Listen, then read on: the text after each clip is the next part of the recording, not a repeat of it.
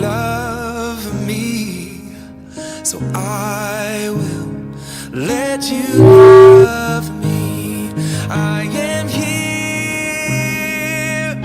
with open hands. All I need is you again. No, I won't let my soul be still. So I will let you love me.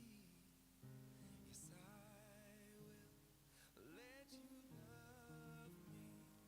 Oh.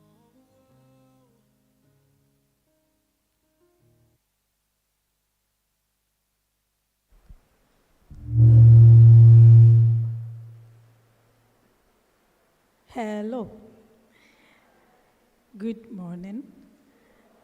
I believe you're all doing wonderful this morning.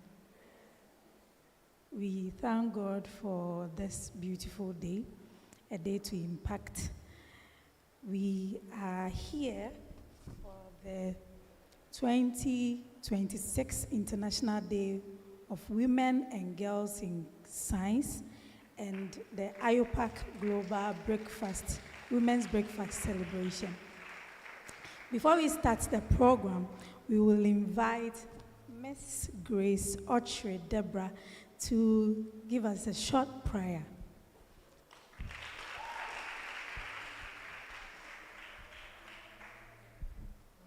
Shall we please close our eyes? Father in heaven, we thank you for today. We thank you for this opportunity to be here. We pray that everything we do right now will be to the glory of your name, will benefit from it, and will be impacted positively. And at the end, we'll give you all glory, honor, and adoration. In the mighty name of Jesus have we prayed. Amen. Amen. I asked a few of you, and then you told me that you are all geared up for the program. So give me morale, please. Amen. Okay, so we are from Women in Chemistry Network. And when I say Women in Chemistry Network, you say Chemistry Our World. And then when I say it the second time, you say Chemistry Our Life. So it can be Chemistry Our Life, Chemistry Our World. But you see that thing, right? Okay. All right, so Women in Chemistry. Good. Women in Chemistry. I like your vibe. Give it up, give it up. All right. So we will welcome our convener for the program to give us the welcome address. But before that, let me give you a view of what's going up here. All right. Here we have Mr. Mensah Bonsu. Clap before I mention who he is. Good. Mr. Mensah is the MD of VRA Schools. And then we have our ever-glowing headmistress, Mrs. Sarah Ejay. Good, good. I like the vibe. Then we have our flamboyant, refuse to grow, always glowing professor, our quiz mistress extraordinaire, Professor. Yeah, let me go and look at the name and say it again. Professor Elsie. She's so sweet, so I want to do the name. You see that thing? Professor Elsie Efa Kaufman. Clap before I mention the title. Good. She is the dean. Do you know a dean? Oh, very soon you get to know a dean. She's the dean of the School of Engineering at University of Ghana, Legon, aka Legon. Oh. And then we have our convener, who is in the person of my own mother, my mentor. Is he here? Have you seen her? Can you see her? Yes. Her name is Professor Marian Asantewa Nkansa. Give it up, give it up. She is the director of students at KNUST, Kwame Tech. And she's the convener for Women in Chemistry Network. Give it up to her. And also give it up to her again for thinking about Akosombo, bringing all of us from Kumasi. Some people are from Volta region. Yeah, we have Accra. She has brought women across Ghana to Akosombo. Give it up to her again. All right.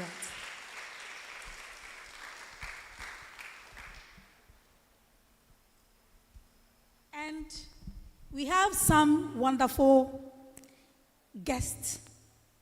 They are all parts, but they are guests, your guest, right? And me today, I'm part of you. So our guest, right? We have Dr. Mrs. You see that? Dr. what? Mrs. So you can be a doctor and what? Mrs. Good. Latifa Mohammed Ejay. She is the head division of Sustainable Energy Technologies at CSIR. Have you heard of CSIR? Oh, CSIR. Very soon you will hear a lot about CSIR. She will tell you interesting stories about CSIR. Please, we can't see you. Hello. Is it that she's beautiful? Yes, we also have, honestly, I don't remember her name, but she's also part of Women in Chemistry Network, and she's from Volta region. Hello, ma'am. Can we see you, please? Look at her. Only beautiful women. Now, we didn't end there. We brought you a wonderful woman from Sunyane. I think that the whole Ghana is here, right? Good. She is in the person of Mama Patricia. That's how I call her. So, Mama Pat, give us a wave. All right. On our registration desk is I've seen that some of you know her. I saw that some of you are interacting with her. So her name is Miss Charlotte Tetibia. Hey, give it up. Okay, so now let me also introduce myself. My name is Nana Efua Kobi Ampim Jemfi. Give it up to me. I'm a student and I'm also a lecturer at the same time. So you can also be a student and a lecturer. You can do everything you want to do at the same time. All right. So with a clap offering, invite our convener, Professor Marian Asantewa Nkansa, to give us the welcome address.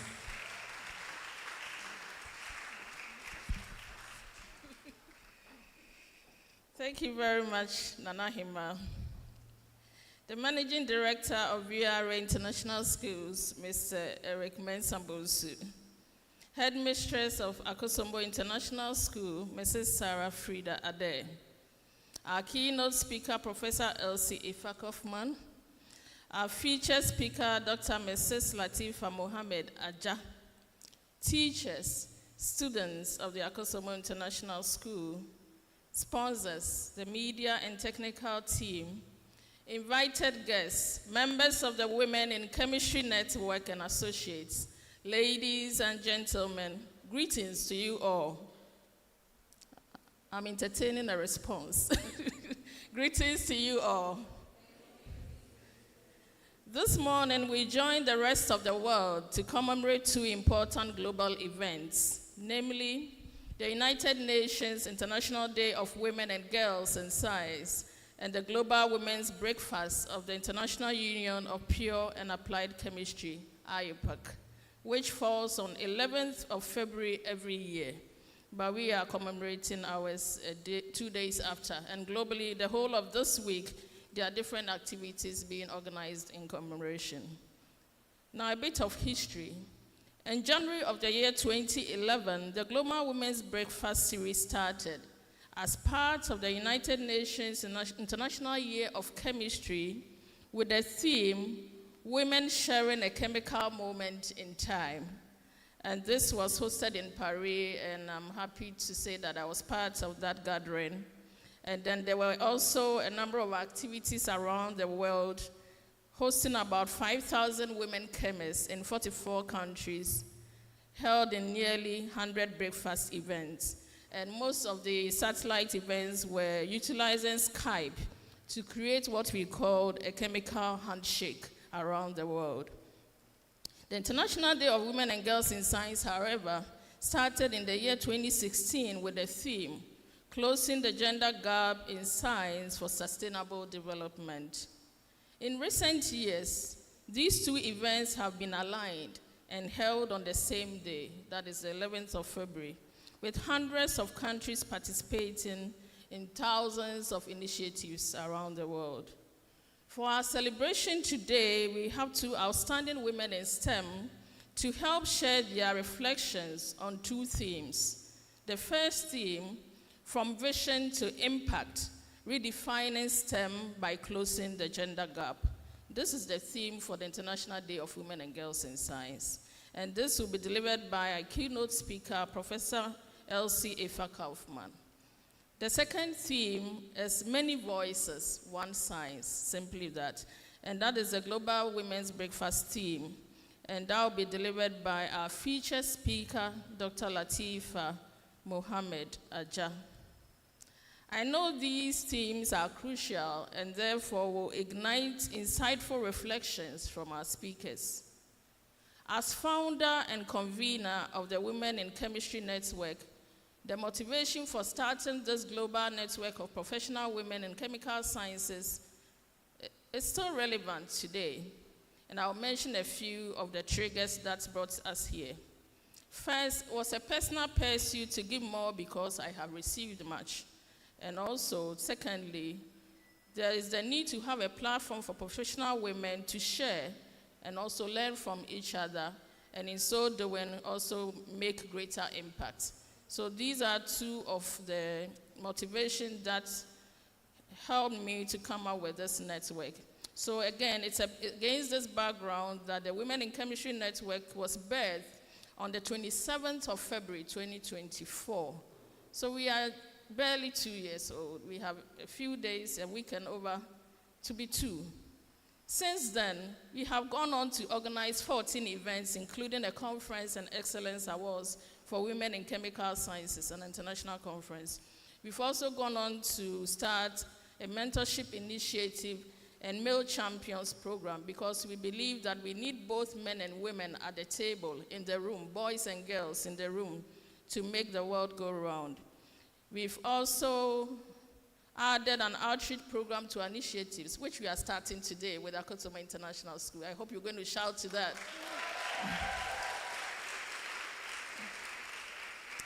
I must say this is our maiden outreach, and we hope that the collaboration we are beginning with AIS today will endure with the continual support of management.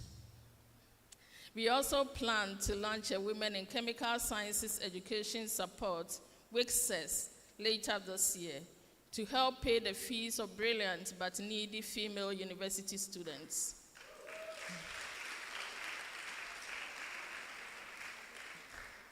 The future of this initiative hangs on a promise that we were given. And we trust that that promise will be fulfilled. And we are also hoping that we will receive the support of corporate entities, benevolent individuals, and organizations in achieving this goal. Ladies and gentlemen, here present we have students, mentees, peers, teachers, mentors, collaborators, advisors, leaders, and those with the possibility to engage meaningfully. Therefore, it is the hope that this gathering and the discourse therein will bring about a shift in our outlook on the potential of women in chemical sciences, ignite interest in you young students gathered here to pursue careers in chemistry and allied sciences, and hopefully harness these potentials now and in the future for a better world. We are grateful to our sponsors, Heritage Labs Limited, who host and manage our website. We are also grateful to Voltic Ghana Limited, who always provide us with water for all our events. And then Fair Africa Ghana Limited, producers of premium Ghanaian chocolate. And of course, Akosombo International School for opening your doors to us. We are particularly grateful to Mrs. Sarah Frida Adai for her warmth, her reception and graciousness, and even agreeing to chair this event. Our speakers, Prof. Kaufman and Dr. Mohammed, for generously accepting the invitation to be part of this as speakers. Finally, to the planning committee and volunteers, members of the network, and all who contributed in both great and small ways behind the scenes for us to have an excellent start to our program today. Thank you. Please give them a hand. You are deeply appreciated. On this note, I wish to welcome you all to the Maiden School Outreach Program of the Women in Chemistry Network.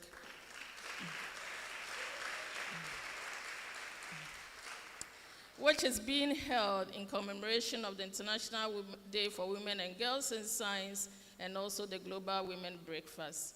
I wish all of us an impactful time together. Wicn, that is the short form for Women in Chemistry Network. Wicn, and our slogan is that chemistry, our world, our life. Thank you.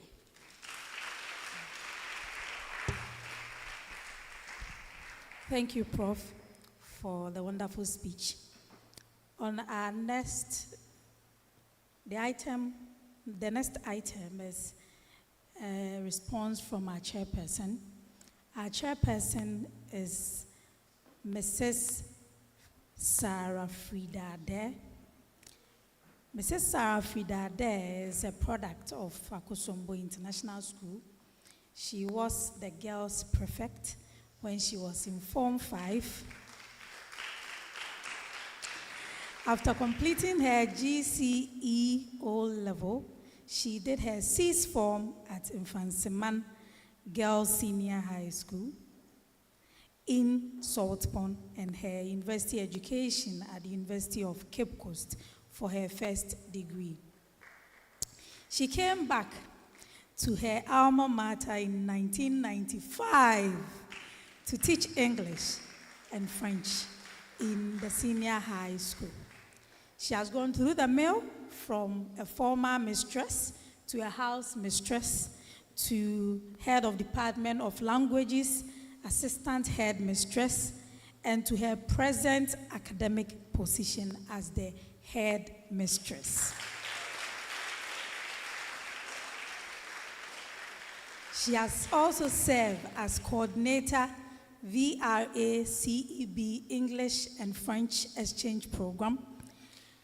She has been coordinator of international programs, and she is a member of the AIS Chaplaincy Board. Hallelujah. She's the Vice President, Administration of Akosombo International School Old Students Association. Her hard work has won her 2 prestigious awards. One, the British Council Teacher Award of Excellence. And also, Microsoft Partners in Learning Awards in Innovation in Teaching and Learning in the Middle East of Africa. Please. Her passion for working with young adults has brought a number of British Council Partner Schools awards to the school. Her favorite quote in the Bible is Colossians chapter 3, verse 23. And whatsoever you do, do it heartily as unto the Lord, not as unto men. Hallelujah.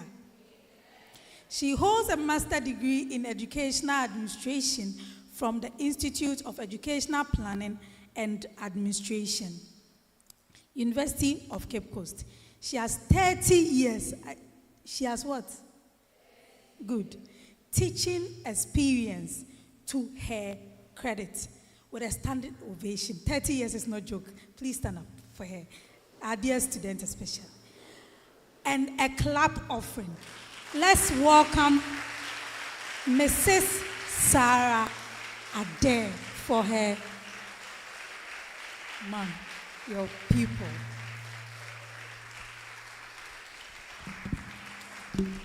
Please, you may resume your seat. And thank you very much, Nana Hima, for your generous introduction. Our distinguished guests, esteemed speakers, teachers, and our brilliant young scientists gathered here today, good morning to you all. On behalf of the organizing committee, management, staff, and the student body of Akosombo International School, I wish to express my profound appreciation for counting me worthy of the many equally qualified options at your disposal to steer the affairs of this all-important and insightful event this morning. As simple as accepting to chair this event may sound, I cannot resist the temptation as the headmistress of this noble institution, as a strong advocate of STEM education, to share a few words. Today's event, the Global Women's Breakfast and the International Day of Women and Girls in Science, under the auspices of the Women in Chemistry Network, stands as inspiration and a career guide for our young ladies. It invites us to reflect on the progress we have made, the challenges that persist, and the boundless potential that is unlocked when women and girls are given equal opportunities to learn, innovate, lead, impart, and thrive. Let me be quick to add that as a school, we recognize the importance of science, especially chemistry, and have instituted an award not for the best student in chemistry, but for the best female student in chemistry. And I know this ties in very well with your vision, as these girls are the ones who will become the women in chemistry of tomorrow. Last year, this prestigious award went to our own head girl, Miss Daniela Ado Listowell. Can we please give her a clap for being the best female student in chemistry during our speech and prize giving day last year? I'm deeply encouraged by the commitments expressed, particularly the emphasis on creating environments where ability defines one's career path and the commitment to building a fair and inclusive future. As we proceed with today's program, I invite each and every one of us to carry forward the spirit of empowerment. Let us continue to uplift the next generation of women in science, celebrate their achievements, support their ambitions, and ensure that the doors of opportunity remain wide for all. With these few words, I wholeheartedly accept to chair this function. Thank you all for your presence, your commitment, your enthusiasm for scientific advancement. Thank you for your kind attention.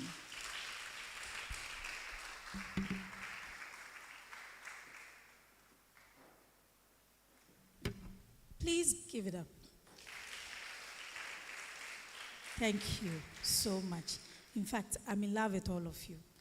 Your response, just energize it small, but it's fine. But if you see that's good. So we will have a message from International Union of Pure and Applied Chemistry.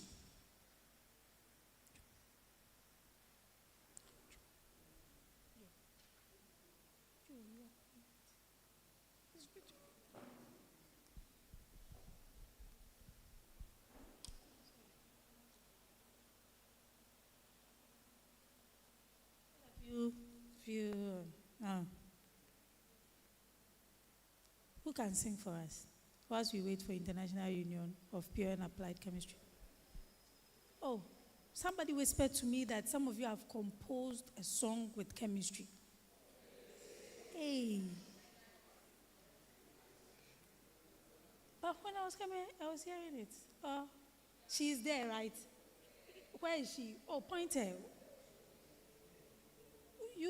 You too, why? Come. What's your name?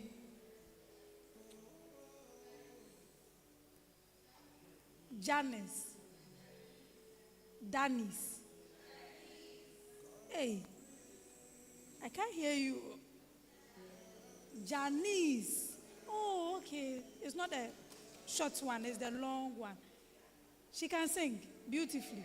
Hello, let's welcome Janice for a wonderful song. Clap for Janice. Oh, sister, why? You too, why? Clapping. Hey. Hello.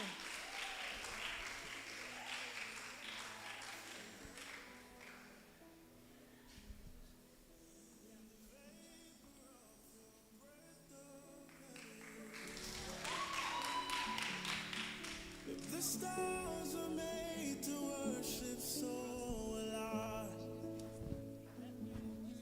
I can see your heart in everything you made. Every burning star, a signal, fire of grace. Hi. Creation sings your praises so alive.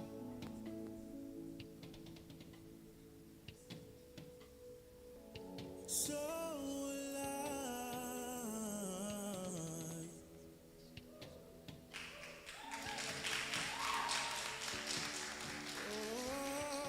Please, I'm coming to sing a worship song, so please can you sing along with me? Yeah, when I sing.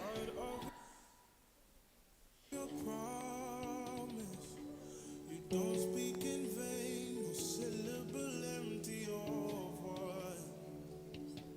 Oh, Please, do you have any song for me to sing? Like any worship song in particular? Which song? nature and science follow the sound of your Which song?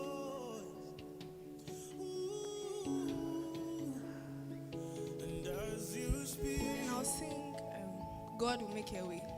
100 billion creatures catch your breath. God will make a way Pursuit of what where there seems to be no way. if it all reveals He and works makes in ways we cannot see. He will make a way for me. He will be my guide. Hold me closely to his side. With love and strength for each new day, he will make a way. He will make a way.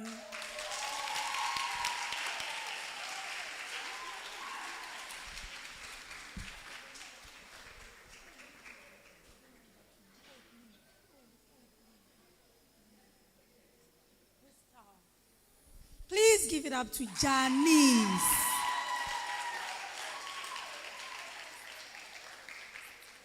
Krista. So, we have another wonderful sister who wants to also give us another one. Whilst we wait, oh, it's ready. So, Krista, you will give it to us. Definitely. So, let's all focus on the projector and listen to the message from the International Union of Pure and Applied Chemistry.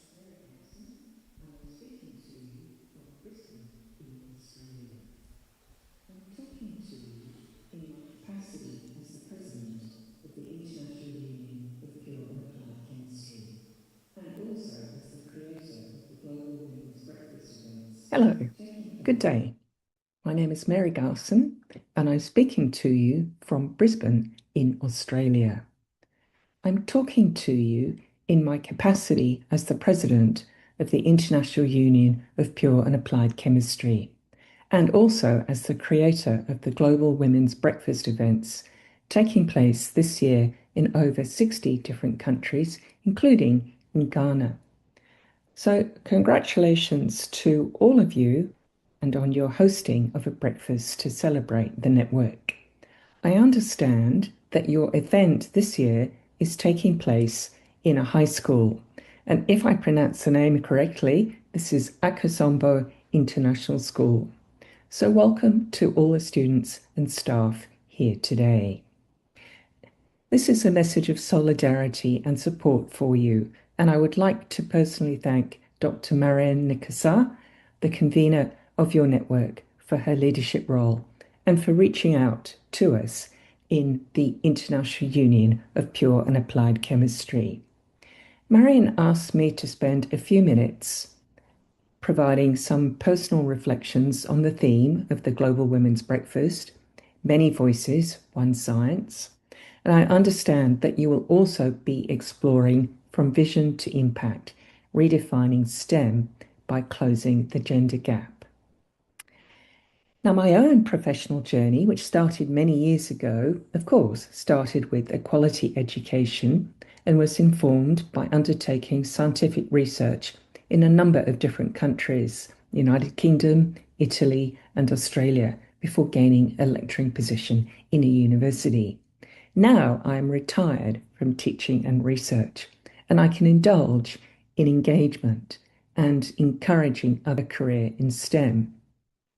We have a technological future, and we need bright young people to consider careers in science and to help take us forward as the planet endeavours to be sustainable.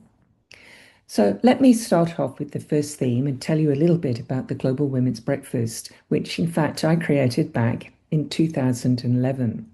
And it's been run as a network since 2019, thanks to the wonderful creativity of my US colleague, Dr. Laura McConnell. It was actually a simple idea to bring women together on a single day and to celebrate achievements in chemistry. Now, amazingly, this event runs in over 70 countries some years. This year, more than 60 countries. And over 30,000 women and their male allies have participated each year. Now, I believe the success of this event and its associated network, a global network, is that it is informal and flexible. Each group plans and runs its own event independently, as you are doing, but we encourage networking, in this case, encouraging groups to connect to other breakfast groups worldwide.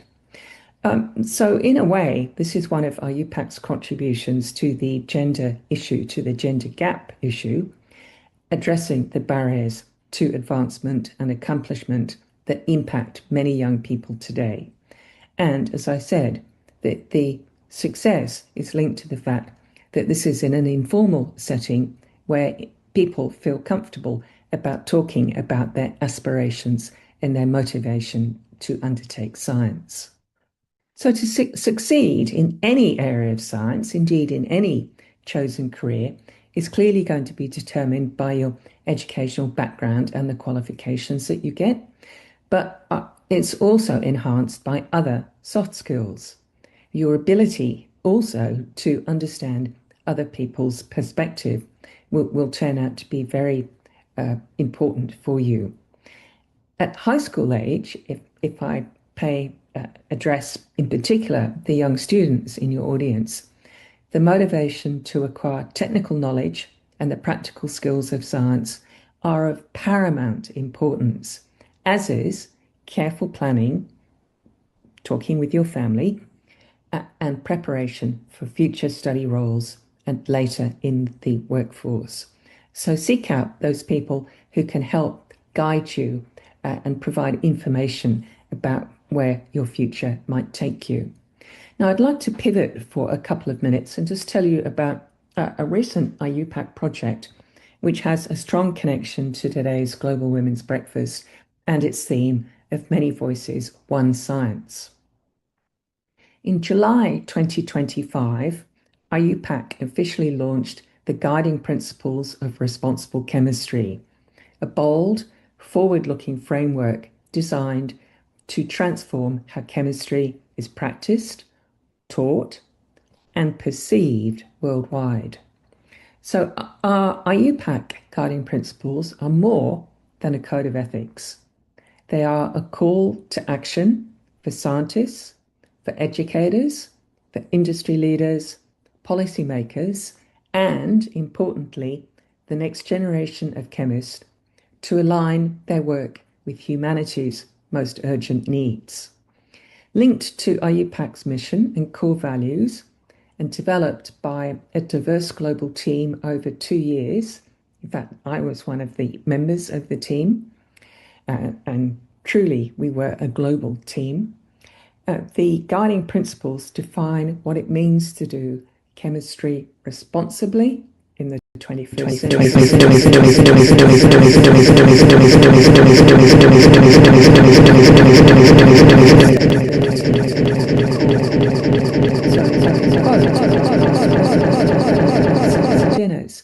Chemistry is not just about what we can make, it's about what we must do to ensure a livable, just, and sustainable future. So the principles aim to spark a cultural shift across the entire chemistry enterprise, from high school environments, university labs, and right across to multinational corporations.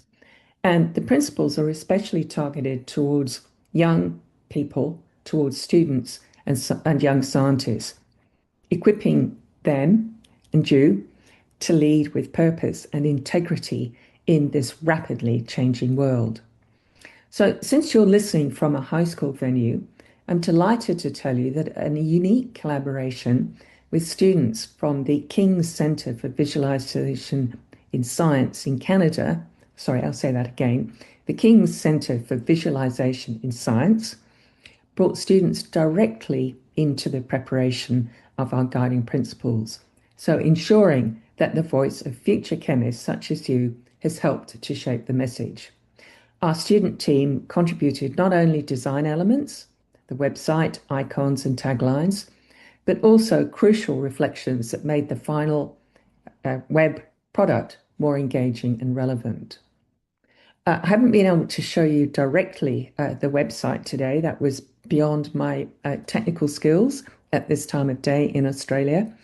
So I'm simply going to tell you that you can access the website via the URL iupac.org/responsible chemistry, or simply go to the Iupac webpage and follow the links there. Again, the Iupac webpage is www.iupac.org.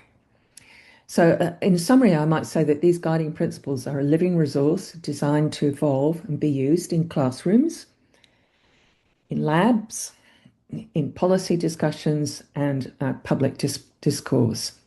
You might, in particular, given the topic that you're addressing, looking at the gender gap, you might want to dip into the 2 principles which cover the topics of inclusivity, equity and belonging, and also the topic on equitable access, because these are especially relevant to your conversation today. So now I'm going to sign off and let you get on with your breakfast. And I'd like to sign off by saying a very big thank you for joining together with Iupac today. Thank you for sharing Global Women's Breakfast Day with me and with many thousands of people across the globe.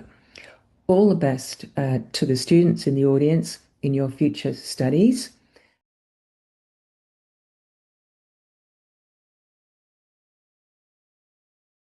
Iupac. You have GAST. You all have GAST, right? Do you know the chemistry GAST? So you know Iupac. So you know your table, your the your friend is a periodic table. All right. So we will move on to take our keynote speech, which is from vision to impact, redefining STEM by closing the gap of gender, or by closing the gender gap. To give us this speech, as you know me, I like hyping, right? Hyping is good, or it's not good. As our esteemed Professor Elsie Akosombo, today you've gotten to know two of their names, right? Efa Kaufman. There's one. No, I'm not done. No. Hey, your hype woman is here. We are not done. Wait, let me give you the titles. So, we have the Doctor of Philosophy. No abonsem. And then, Designated Health Professional Management Practitioner. Another title. And then, Fellow of the Ghana Institution of Engineering. And then, Fellow of the Ghana Academy of Arts and Science. And then, Fellow of the Royal Academy of Engineering. Now, our esteemed professor is the Dean of the School of Engineering Sciences, as well as an associate professor and founding head of the Department of Biomedical Engineering at the University of Ghana, Legon. And that is where she began her teaching career in 2000 and good. She initially joined the Department of Physics and also supported teaching in the dental school, and then newly formed Department of Physiotherapy. During the period between 2001 and 2006, she was a member of the University of Ghana committee that prepared the proposal for the establishment of the Department of Physiotherapy, Radiography, Audiology, Medical Physics, and then Faculty of Engineering Sciences, which is now the School of Engineering Sciences. In 2001, she served as the founding head of Department of Orthotics and Prosthetics at the University of Health and Allied Sciences. Engineer Professor Efa Kaufman's teaching and research focuses on tissue engineering, biomaterial engineering designs in the Ghanaian context, and engineering education. She has constantly cultivated a reputation for service, having served on the University of Ghana Council and many other committees. She currently sits on the boards and advisory councils of the Institute of Project Management Professionals, Ghana and Education Sub-Sahara Africa. She is also a fellow of the Ghana Institute of Engineering, a fellow of Biomaterial Science and Engineering, a fellow of the Ghana Academy of Arts and Science, and an international fellow of the Royal Academy of Engineering, UK. She is the immediate past president of the Ghana Society of Medical Engineering. Prof. Efa Kaufman is noted for science and engineering education and has been the host and quiz mistress of the Ghana National Science and Maths Quiz since 2006. She has recently been inducted into the Tribal Hall of Fame for her achievement in and contributing to the world of quizzes. She has been an invited speaker at numerous high-profile fora, both nationally and internationally, and she has received a number of prestigious national and international awards. She is the founder of Elsie Iupac-Gwb Foundation. With a standing ovation and a clap offering. Hallelujah. Please. We are coming to prophesy to your life. Increase the tempo. Increase it. Good. Let's welcome Professor Engineer Elsie Iupac-Gwb.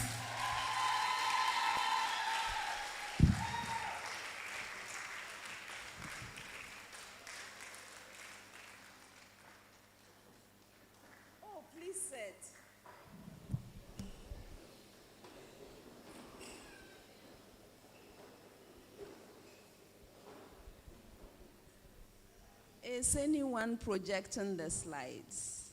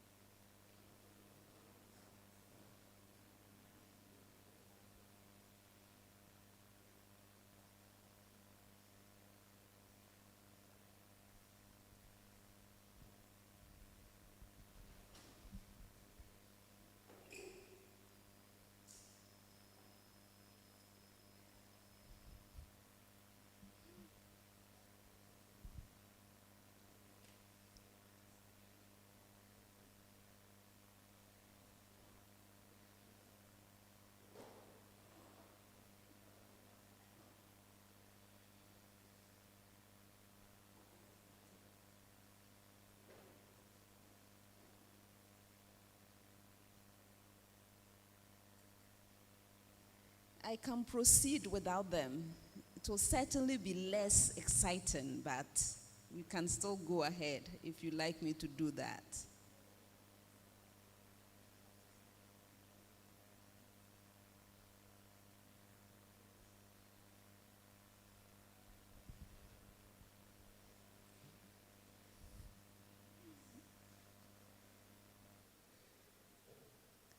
While we are waiting, I would like to say that I actually went to school with your headmistress.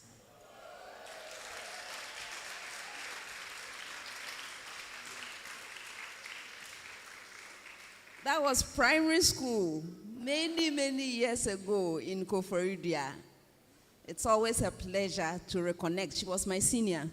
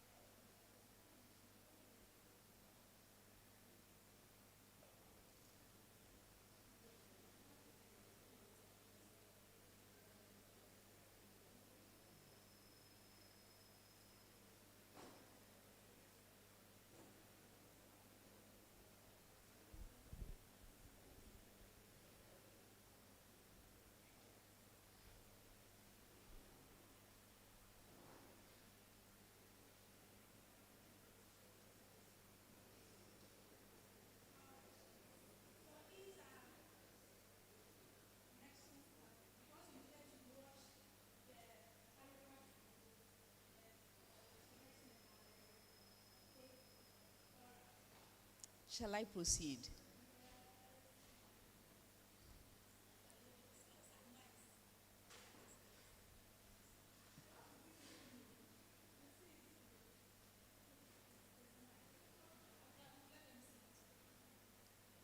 All right.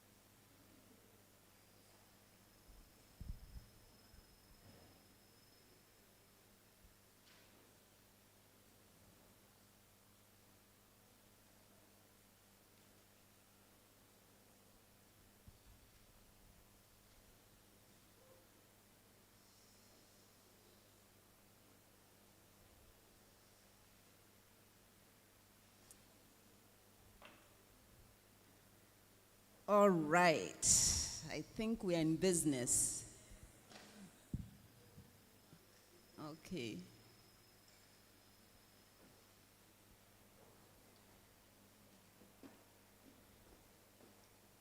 Okay.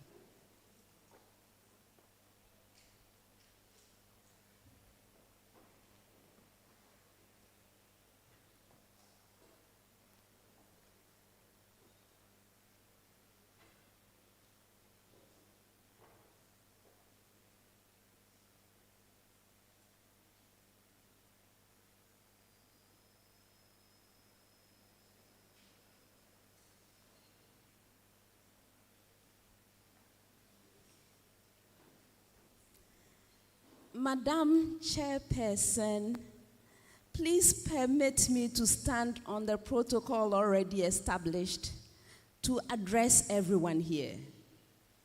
Good morning, ladies and gentlemen.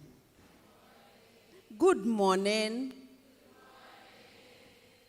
It's a pleasure to be here, and I would like to say a huge thank you to the convener of Women in Chemistry and the other members of the network for inviting me to do this. I am also grateful to the headmistress for allowing us to do this here. I'm grateful for the opportunity. I bring you warm greetings from the School of Engineering Sciences at the University of Ghana. My outreach committee is expecting me to tell you about the School of Engineering Sciences. So I mentioned very briefly that we were established in 2003, a long time ago, and we have 5 departments. The Department of Agricultural Engineering, Biomedical Engineering, my own department, Computer Engineering, Food Process Engineering, and Material Science and Engineering. I am hoping that some of you will decide to become engineers and join us at the School of Engineering Sciences in the near future. So, thank you very much once again. Now let's start. I am speaking on the topic, From Vision to Impact, Redefining STEM by Closing the Gender Gap. 25%. Please pay close attention to this number. How would you respond if your child came home with an exam score of 25%? Written boldly in red ink at the top. Would you accept excuses or try to understand what went wrong? That's good. That's a logical thing to do. All right. As of the 3rd quarter of 2025, The Ghana Statistical Service labor data showed that women make up about 25% of workers in technical and engineering-related occupations, with even lower representation in engineering and computer science roles. Did you know this? Less than 25%. I'll come back to that. What makes this number striking is that it does not appear to be a recent development. It has persisted despite expanded access to education and comparable enrollment of girls and boys at early stages. Over the years, we have all been looking for explanations. People have expressed different opinions, speculations, and justifications for this. Some of these are, maybe the girls are simply not interested in STEM. By STEM, I mean science, technology, engineering, and mathematics. Maybe they are not confident or capable enough. Some have even said, maybe this is just how it's supposed to be. Why fix a system that is not broken? Can you believe this? We have said all these things. And yes, it is true that not every girl is interested in pursuing a STEM career, but individual preferences will always vary. But are we really saying that our maximum capacity for representation in these fields is only 25%, when women make up roughly half of Ghana's population? Just as no parent would ignore an exam result like this, why should we accept it when it comes to female participation? One important thing to note is that this inequality does not begin in the workforce. At the student level, we see patterns such as the underrepresentation and underperformance of girls in, for example, the National Science and Math Quiz. I know you like it, that's why I had to bring it in. Every year, we talk about it. Every year, people speculate why, don't we? For years, the National Science and Math Quiz has been largely male-dominated. You saw the MC, right? She was a coordinator for one of the teams. You can ask her how many female coordinators were present in that year. Usually we have a maximum of 3 female coordinators in that whole mix. And we continue to ask questions, and we continue to guess and speculate. All right, we must ask ourselves, could the same underlying factors that drive the gender gap in the STEM workforce also be influencing what we see in our classrooms and even the competitions? If so, what we are seeing could just be the symptoms of a deeper issue. The gender gap in STEM is not something we should ignore or hope will correct itself with time. We've had plenty of time to see this change. It hasn't. With fewer women in STEM, we are exposed to risks in technology, healthcare, justice, and public policy that affect every one of us, whether we are male or female. Let me share a brief story to illustrate this. In 2015, a female computer science student working with facial recognition software made a surprising discovery. Her name was Joy Bolamwini. She was trying to create a digital image of herself when she realized that the software could not recognize her dark skin at all. But whenever she put on a white mask, her face was detected immediately. How many of you have heard the story?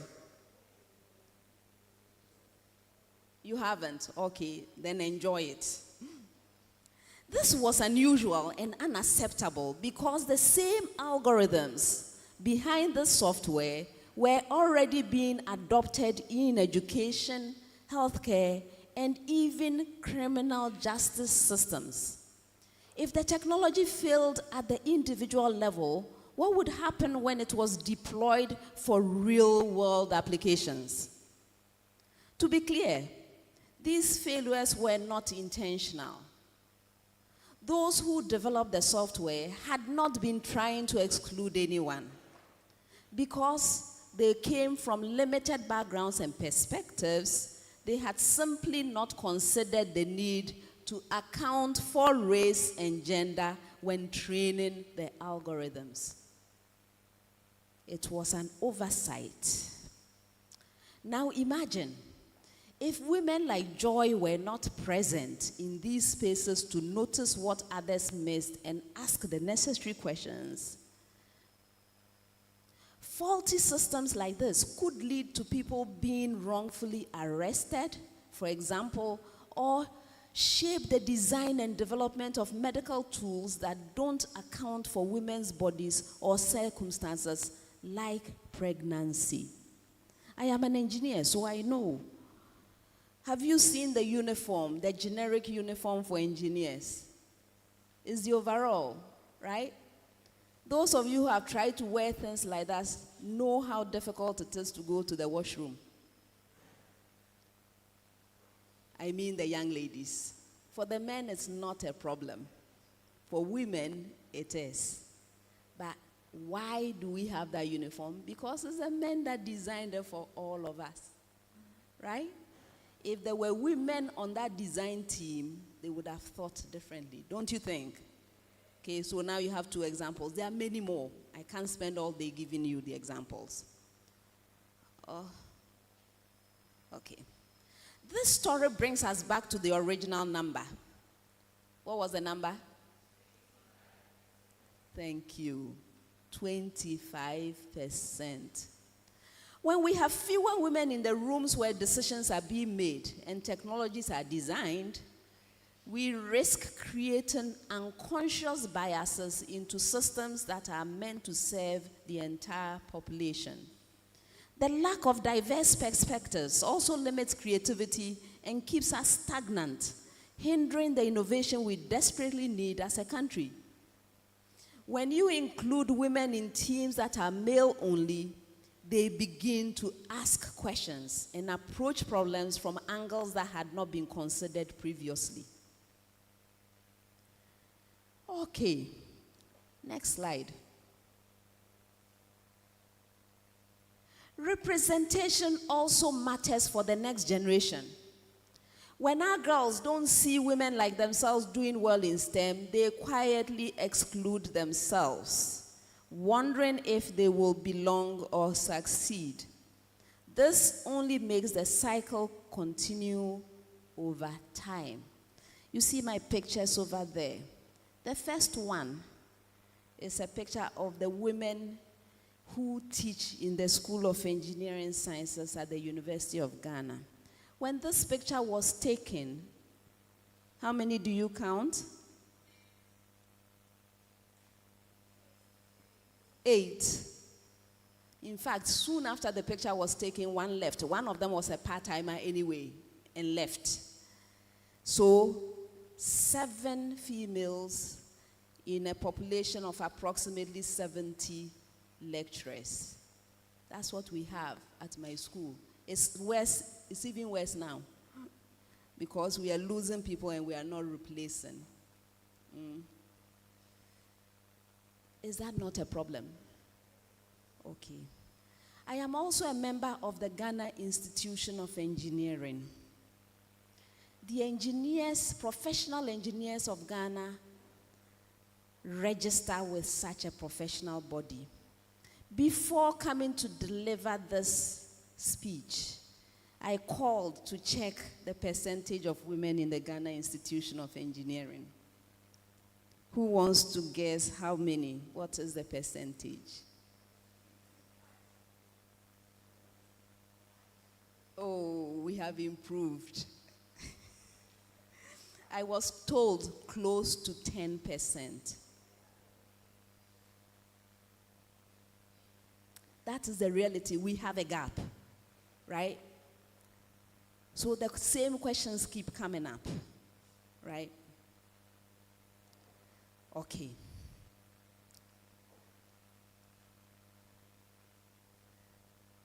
So the problem is clear, I hope. And for many years, people have been asking for recommendations and solutions. But still, the gap persists. Why? One important reason is that we cannot fix a problem we do not fully understand. Speculation may help us to generate ideas, but it cannot help guide effective solutions on its own. In other parts of the world, researchers have taken this challenge seriously and asked why gender gaps exist, especially in mathematics, physics, and engineering. In the United States, for example, systematic studies identify several contributing factors to the gender gaps in STEM. Number one, women feel they don't belong in these male-dominated sectors. Two, women have insufficient early experience in computer science, engineering, and physics. And three, there are differences in self-efficacy or confidence between male and female students. These are the findings from the US. Because these findings are based on empirical evidence, educators and policymakers can start coming up with targeted solutions. However, our context is significantly different, don't you agree? Imagine that you young ladies here, you are in boarding school, right? You are in boarding school. Many of the young ladies in the US where these studies were undertaken sit at home and go to school from home. They have different orientation, different worldview from us.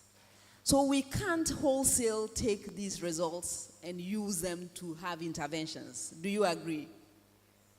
Okay. So our context is significantly different. Our girls grow up in different environments and are shaped by completely different circumstances. What our future female engineers, scientists, and mathematicians need is not just advocacy, but advocacy backed by solid scientific evidence and a clear understanding of the factors at play. Only by examining the full scope of the problem can we begin to design solutions that actually work. Let's move on. A quote by Russell Ackoff captures my point perfectly. Successful problem solving requires finding the right solution to the right problem. We fail more often because we solve the wrong problem than because we get the wrong solution to the right problem. This is why I'm here today, to point out the need for scientific research as a step towards closing the gender gap in STEM. I want to call on all stakeholders to take the steps necessary to make it possible. I have said before that this problem appears complex, not unidimensional. People have pointed to a lack of confidence or ability as a primary cause of the inequality between boys and girls in STEM. Yet, time and again, we see in our high schools and universities that female students perform just as well and often even better than their male counterparts. Do you agree? Yeah. If the issue isn't just ability and confidence, what else could be leading to the gaps that we see? Even within STEM, why are some fields more gender balanced than others? So you will agree with me if you look at the life sciences, the medical sciences. Now, in fact, we may have to do some action for the men there. And yet, when it comes to chemistry, when it comes to physics, when it comes to engineering and computer science, we have this imbalance. We need research to help us answer these questions. Research. Another critical question that remains unanswered is this: when do girls begin to turn away from STEM? Do they experience discouragement in early childhood, high school, or at the university level? Or do they drop off later because of unfavorable workplace climates? I ask because we've been working really hard. At the School of Engineering Sciences, when we first started, we had a population of females of about 12%. We are now close to 32% at the School of Engineering Sciences at the University of Ghana. And yet, when it comes to the workforce, we are still playing around 10% or less. Is it the workplace? Research can help us find out where we lose them and why. This will give us a better chance of addressing the problem effectively. We also need research to help us understand what works and what does not. Recently, we have seen more and more campaigns and initiatives aimed at encouraging women into STEM. Some may be producing results, but we can only know through careful data analysis. Some interventions may increase enrollment without improving retention. Others may help at early stages but fail along the line.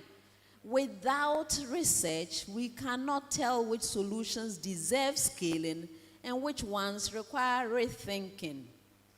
Beyond identifying effective solutions for the problem, we will need research to measure progress and ensure accountability. Currently, we cannot tell whether the policies and scholarships are working because we do not have clear yardsticks for success. Research can provide reliable benchmarks, timelines, and measurable outcomes. It allows us to track change and demand responsibility from educational institutions, workplaces, and policymakers. All right, next one. So that's me talking as usual, always talking. So far, if you will take only one thing away from this speech, let it be this: closing the gender gap in STEM is important, but for it to happen, we all need to take deliberate, well-informed action. With this in mind, let's take some time to look at how each of us in this room can step onto the field and contribute to addressing this research gap. Before I outline what needs to be done, I want to commend Women in Chemistry Network, Wicn. Congratulations for doing this. I also want to congratulate other professional women-led STEM groups, for example, my own Women in Engineering, for the impactful work that you are already doing through mentorship programs, school outreach like this one, professional development and initiatives like today's Global Women's Breakfast. You have helped women in the chemical sciences feel seen and supported. Thank you for all the impact you are making in this regard. At the same time, you occupy a unique position that gives you a powerful opportunity to make progress towards research into the gender gap we continue to see and talk about. Beginning from the students and professionals within your own networks, there is a strong opportunity to collect and share anonymized data on motivations to enter STEM, retention, career progression, and workplace climate. By partnering with researchers and social scientists and by capturing lived experiences through surveys and studies, it becomes possible to document the barriers women face across education and the workforce. Your networks also hold a lot of potential to help source the funding and sample populations needed for this critical research. Next, I want to talk directly to high school and university educators here. Our teachers, are you around? We already interact regularly with the next generation of scientists and engineers, our young people, like the ones I see here. And we can use that to our advantage. We can think about collaborating to develop research proposals, source funding, and engaging colleagues, especially those in the social sciences who have the expertise to design and carry out these studies. As scientists and engineers, we may not always have field-specific training to conduct social science research ourselves, but we have colleagues in our institutions who do. Once our goals are clear and resources are available, many would be willing to collaborate. And because similar studies have been conducted successfully in other places, we do not need to start from scratch. We can adapt proven methods to generate data specific to our own environment. Even from here, within institutions like Akosombo International School, we already have access to students. And students, I'm sure you are willing to help, are you not? We want to understand you. What motivates you? And what is stopping you from being 50% or more in the workforce? We can have access to students like you who can form part of the sample population needed to better understand experiences at the secondary school level. Finally, to sponsors and funders listening today, if you have the power to make this work possible, you have the power to make this work possible. If you are passionate about closing the gender gap in STEM, one of the most effective places to invest is in research that informs policy and practical solutions. By funding this research, you won't just be helping us answer questions, but also make contributions that will have long-term impacts and make a lasting difference.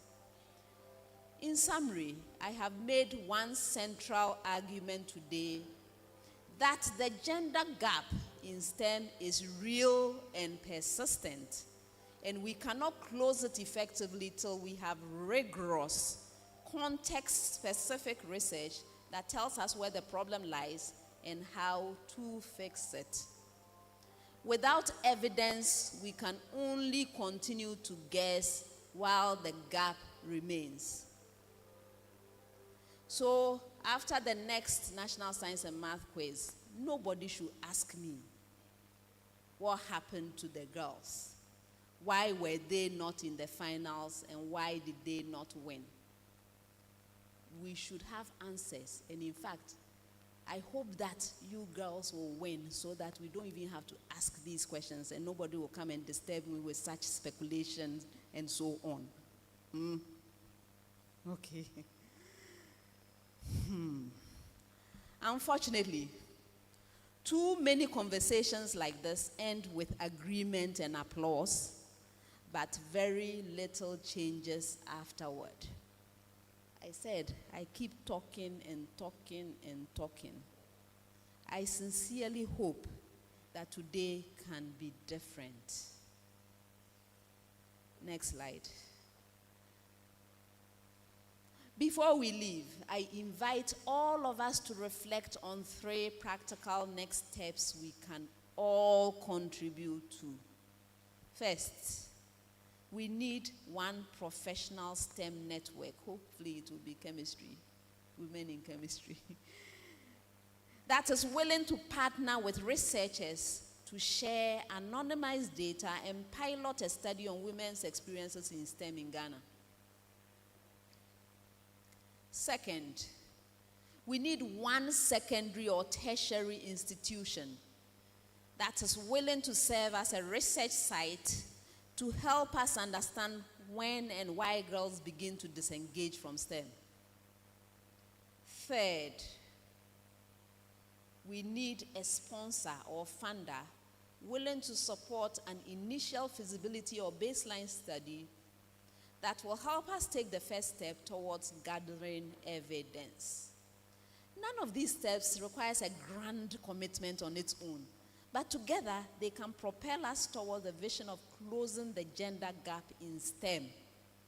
If this issue matters to you, and I believe it does, I invite you to reach out and consider putting your name forward. Let this not simply be an event we attended, but a starting point for work we are willing to do together. Ladies and gentlemen, I came here to talk about the gender gap in STEM. I hope I have convinced you that that gap is real and ever present. I hope I have also convinced you that just speculating like we have been doing is not changing anything. I hope I have convinced you that we have to agree to do something about it. I have proposed that we try to understand the problem.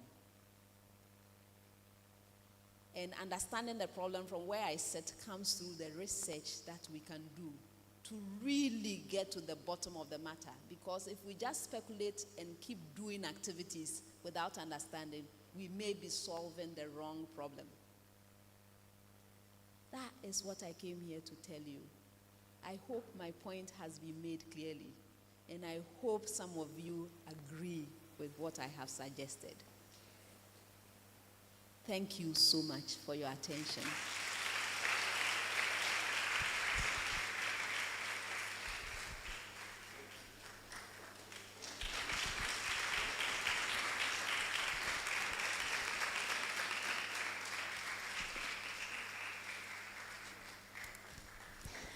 So, what will you say to Prof?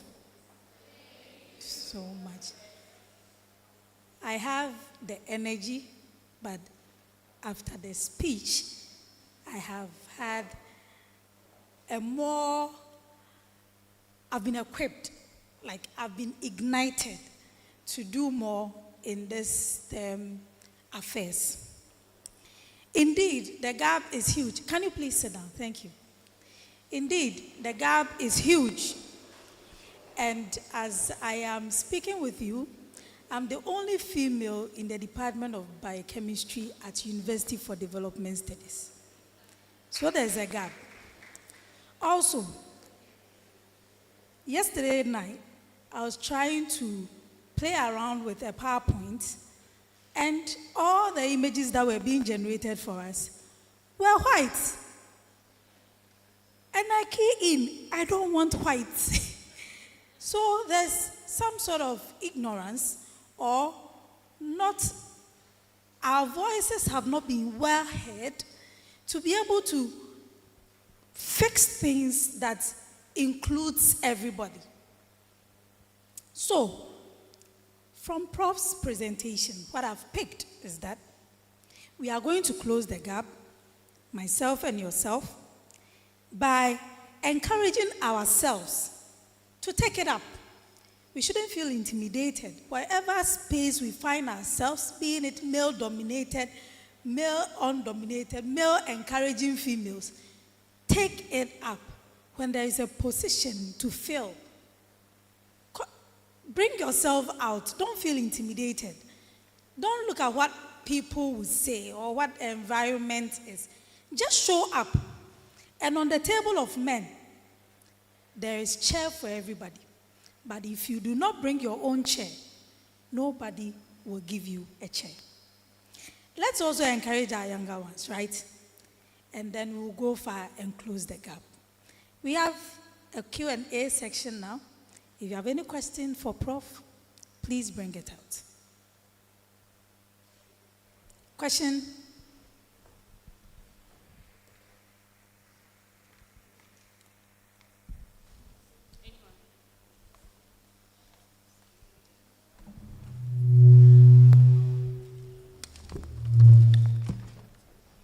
Okay, so good morning. So my question to Prof is that in your course of studies or in your line of studies, did you ever feel like giving up? Did someone ever tell you that, oh, you are doing too much? And like, did you ever feel when you wanted to embark on a journey? And if yes, what did you do after failing? And if no, what did you do to not fail? Thank you. Shall I go ahead or you take several? 3 questions, then we'll take. So any other question? Any other?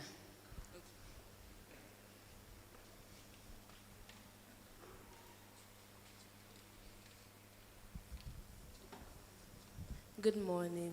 So my question is, I know a lot of people who have great ambitions in life. They want to do engineering and all those very difficult courses, especially in science.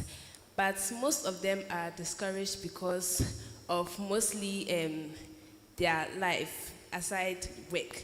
For example, I know a lot of people who want to have a family, have like those social life and all, but because of work, they don't feel really motivated to do that. So how can you balance your social life with your work life? Good question. The last one before Prof answers. Anyone? Okay, there's a guy here. Good morning, Prof. So my question is, how did you navigate your way through studies, especially in the secondary school? Did you use the approach where it's about passing WASI, or you actually studied to get a further understanding, because you would have to go beyond the point of WASI? So how did you navigate studying subjects like chemistry, physics? How did you go about it? That's a very deep voice.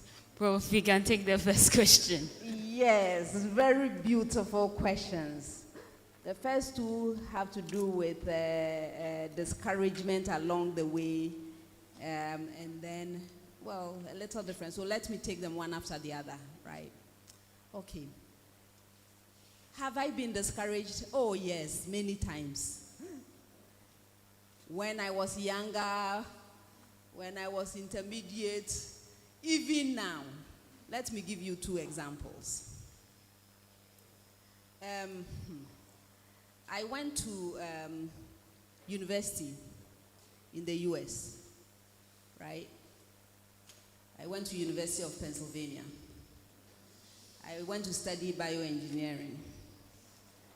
I was the only black person in my class. Yes. I remember one particular course. The professor would come to class, and basically we had one class before that. The assignments were such that you would not sleep the night before.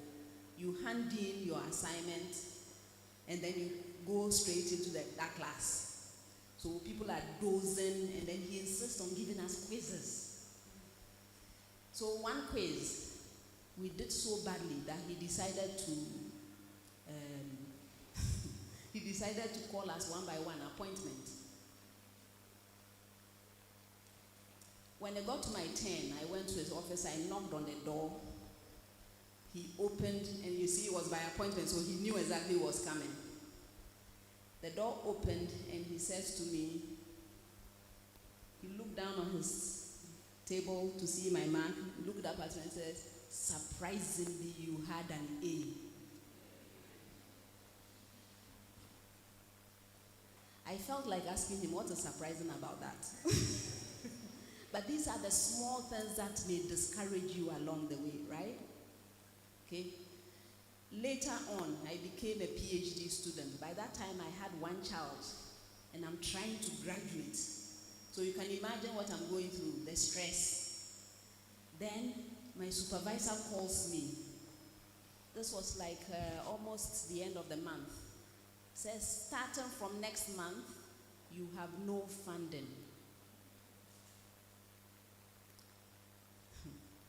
If that is not discouragement, I don't know what is. As I was coming here in the car, I was telling the young men that came with me. Okay, let me not go there yet. Because I had a child to take care of. I wasn't done with school. I was telling them, I was telling them that I went for an interview for a job, my first job, when I had not graduated yet. And this was the reason why I had to get a job before I could graduate. I could think about giving up at that point, but I was too close to the end. By the way, they tell you that you don't have any funding when you are at the point of no return, so that you find a way to do it anyway. So I had to find my way.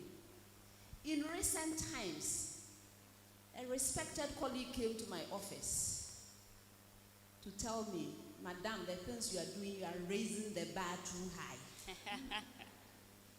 Anybody that becomes a dean after you will suffer. See, so some of the discouragement is not very explicit, right? They won't come and tell you don't do it. But the comments are such that you start wondering, is it better for me to scale back? But through it all, I have refused to be discouraged. That is my attitude. I refuse to be discouraged. In order for you to discourage me, you must come with some serious power. Because I know where I'm going. I know what I want out of this life, my personal and professional life. If I put my mind to something, I believe that with the grace of God, I can do it. It is not you, human being, who is going to discourage me. Please, have you heard that? And I need you young ladies and even the young men to think this way. When you know what you are going for, do not be easily discouraged. You think you are taking an easier path? It is not going to be easy anyway. Everywhere, nowhere cool. Everywhere you go, troubles will come because it is part of life. The sooner you accept that life is made up of the good and the bad, and that you are enough to handle both, the sooner you will be able to do it. It takes determination and persistence to get to that stage. So build yourself up to be able to do that. Okay, second question was about, it ended up being about life and work balance. First of all, who told you that I'm balanced? I'm not. It's not balanced. I have tried to balance it. It's not like a chemical equation. I have tried to balance it. Doesn't balance. But then I got some insights from trying to balance. I got some insights. Let me share some of those insights. That life is not static. That what you will consider balance when you are in secondary school is different from balance when you have started a family. And it's different from a balance when your children have left you, like mine have left me. They've left me to my own devices. I have an empty nest. The balance shifts through life. What has helped me again is to prioritize. When I was your age, young people, when I was in secondary school, my priority was my studies. I needed to get somewhere. See, I got a scholarship to leave Ghana, to go to the UK for sixth form, right? From there, that's when I went to the US. First thing was, in order for me, and I discovered what I was meant to do reasonably early. That helped me, right? Okay. So when I was leaving Ghana on scholarship, I was told, go learn as much as possible, come back, make a difference in Ghana. Can you imagine the weight of responsibility that would be? But I managed. It was later on when I went to university, I started studying this bioengineering. It was by mistake. I didn't know what it was when I applied for it. Forgive me. But when I got there, I wanted to go to medical school, right? And in the US, you don't go straight to medical school. So I read the description, and it said application of science and mathematics and all the engineering to problems in healthcare. I said, that's correct. That's the one I have to go for to get ready for medical school. Then I get there, and I'm in engineering school, right? Okay. But it was so exciting, I decided to stay. All this while thinking about the difference I was going to make in Ghana. It was a phone call. My late father, may he rest in peace. He got on the phone with me, and he said, what did you say you are studying again? And I said, Daddy, I'm studying bioengineering. He says, do you know we don't have it in Ghana? Does that mean you are not coming back? And that was when it clicked. I said, okay, that's what I have to do. I have to come back to Ghana and bring this thing which is not in Ghana. You see, so then immediately my mindset started shifting. My balance at that point was in the favor of studying so hard and making sure that I was an expert, so that when me, small as I was, by the way, I'm bigger now, that when I show up in Ghana and I start talking this, people will listen because I have expertise. Please, do you see how it works?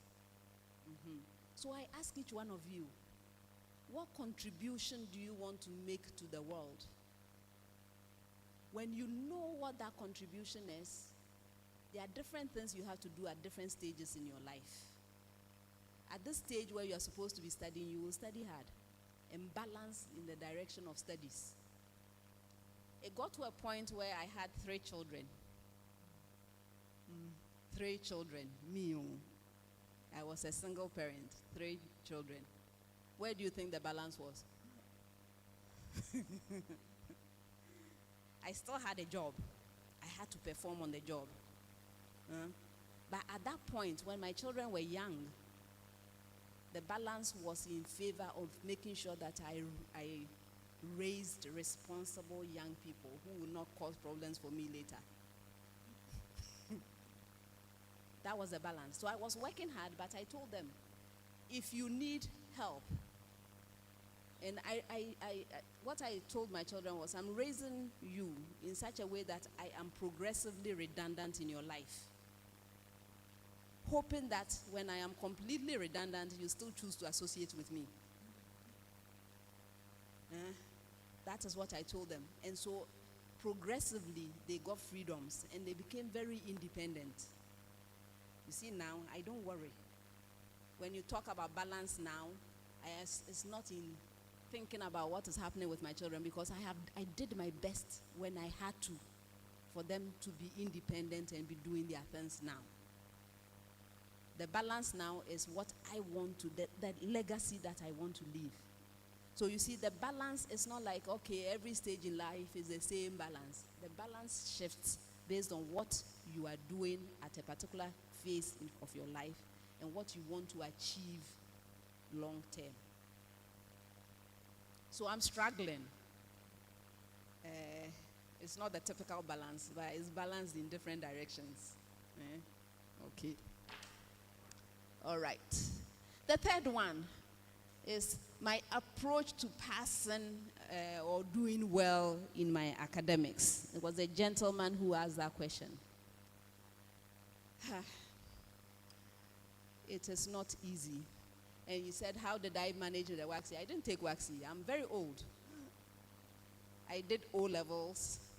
I did international baccalaureate. And then I went to university. Okay. I started out in Ghana here.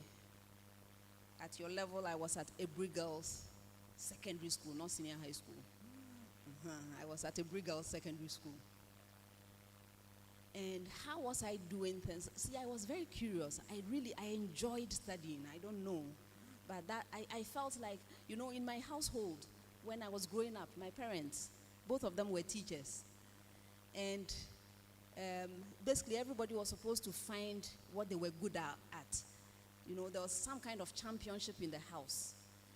Somebody is really good at football. Somebody is good at this. I wasn't good at anything, to be honest. The only thing I was good at was studying. And so that was me, being me, right? And I was a good student because there are certain things you have to be aware of. You know that biblical story about Jesus. It says you give to Caesar and you give to God. You need to apply that kind of wisdom in your life. Even now, my students tell me, some of them, after they've experienced my teaching, they say, okay, madam, we like what you are doing. However, if we take the same approach to all our courses, we'll fail all the rest. Because I teach differently, right? The expectations are different. So it is in your interest to figure out what the expectations are for the stage you are and where you are. That said, it is always better to understand what you are learning than to just memorize and pass. See, when you truly understand something, no type of examination will beat you. You may have to learn some of the shortcuts and tricks to be able to pass certain types of exam, right? But the deep understanding will always triumph. So if I am to answer your question, I will say, try to understand. I didn't finish my story. So HYDRID girls, yes, it was the usual rote things that we were doing. I learned to be good at that. Although it didn't satisfy me, I was still studying anyway. By the time we were in Form 3, those days, we had selected our course. I was a science student, but I enjoyed the other things. My classmates, if you can find them, they will tell you that I was even teaching them other things that they were doing, the commerce and the history and other things. They would bring their textbook to me. I would read and explain to them. That's because I enjoyed learning. I just needed to know. I wanted to understand, right? Then I went to the United World College of the Atlantic, and my life changed. This is a place where, I was used to lab. You go to lab, there's a set of instructions, follow, get results, present. And everything was fine in the world. I get to this place, the teacher will come and tell you about the concept, Ohm's law. And then you have 2 weeks to perform an experiment you yourself have designed to verify it. I was ill-equipped for that kind of environment.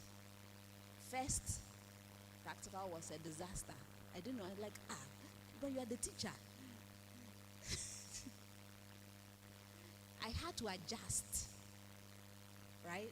So I started learning to be able to actually demonstrate, because that was the expectation. And this is also a point to the teachers here. Your students will live up to your expectations, trust me. If you have low expectations, that's what you will get. If you have high expectations, they will exceed what you can imagine. Okay. By the time I went to university, I told you about engineering school. This is a place where concept is good. Every course has some practical component that you must do. So by the time I came back, my understanding of these concepts was on a different level. If you come to my class and just memorize, the kinds of questions you will get from me that require just memorization, maybe you get 10 or 20%.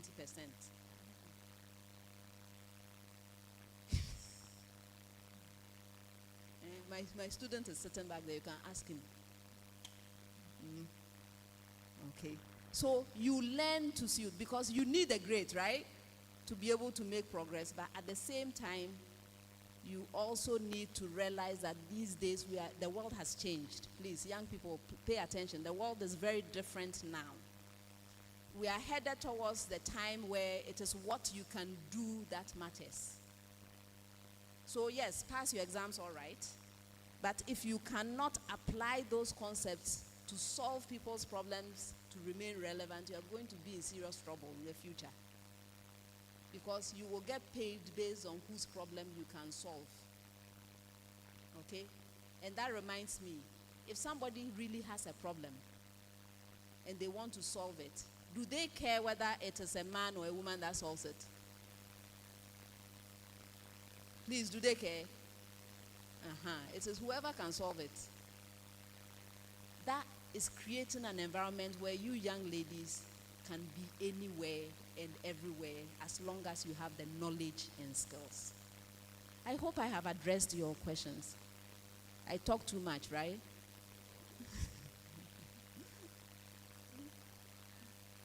Okay.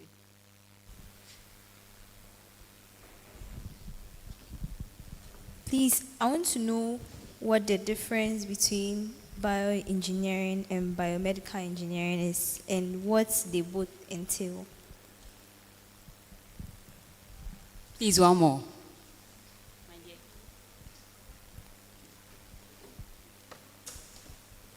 So, My question is, sometimes, you are interested in a particular field of science, but then the field has many branches. So it's like today your interest is in one place, in that particular field. Tomorrow your interest is in another place. How do you know exactly what you want to do and like which way like you should go? Is there any other? So we'll take one last question so that it becomes 3. Please, my question is, since we are doing women empowerment in chemistry, would it have been possible if we had men come to talk to us? Because I understand this women empowerment, but sometimes we'd want to hear from the men themselves, like why men who encourage women to participate in the chemistry field, if that's possible. You want to hear from the men? Yeah, if it's possible. Prof, please, that's all. So we can take it from the 4th question. The difference between biomedical science and biomedical engineering. Okay, so these are the 3 that I should handle. Yes, please. Okay. So someone wants to know what is the difference between bioengineering and biomedical engineering. This is a discipline which has a lot of confusion, right? And the confusions are sometimes unnecessary. It's a matter of terminology. So, for example, the program that I went to at the University of Pennsylvania, when you go to University of Pennsylvania and you are looking for the equivalent program, it is found in the Department of Bioengineering, right? So then they give you a degree in bioengineering. If you look at the course content, what you are studying in that place, it is not different from another university that says they are doing biomedical engineering. It's the same course content. Okay? So a lot of the time it is just the terminology. But there are certain things that are happening in the world now, right? So the disciplines, and this will come back to the second question. It will delve into the second question. The more broader our knowledge base gets, the more the need to do classification of certain things, right? The human mind has a way of handling things that have been grouped. You categorize them, it makes it easier for you to understand complexity, right? Easier for you to handle broad scopes. And that is where some of these things come in. So you hear things like tissue engineering, biological engineering,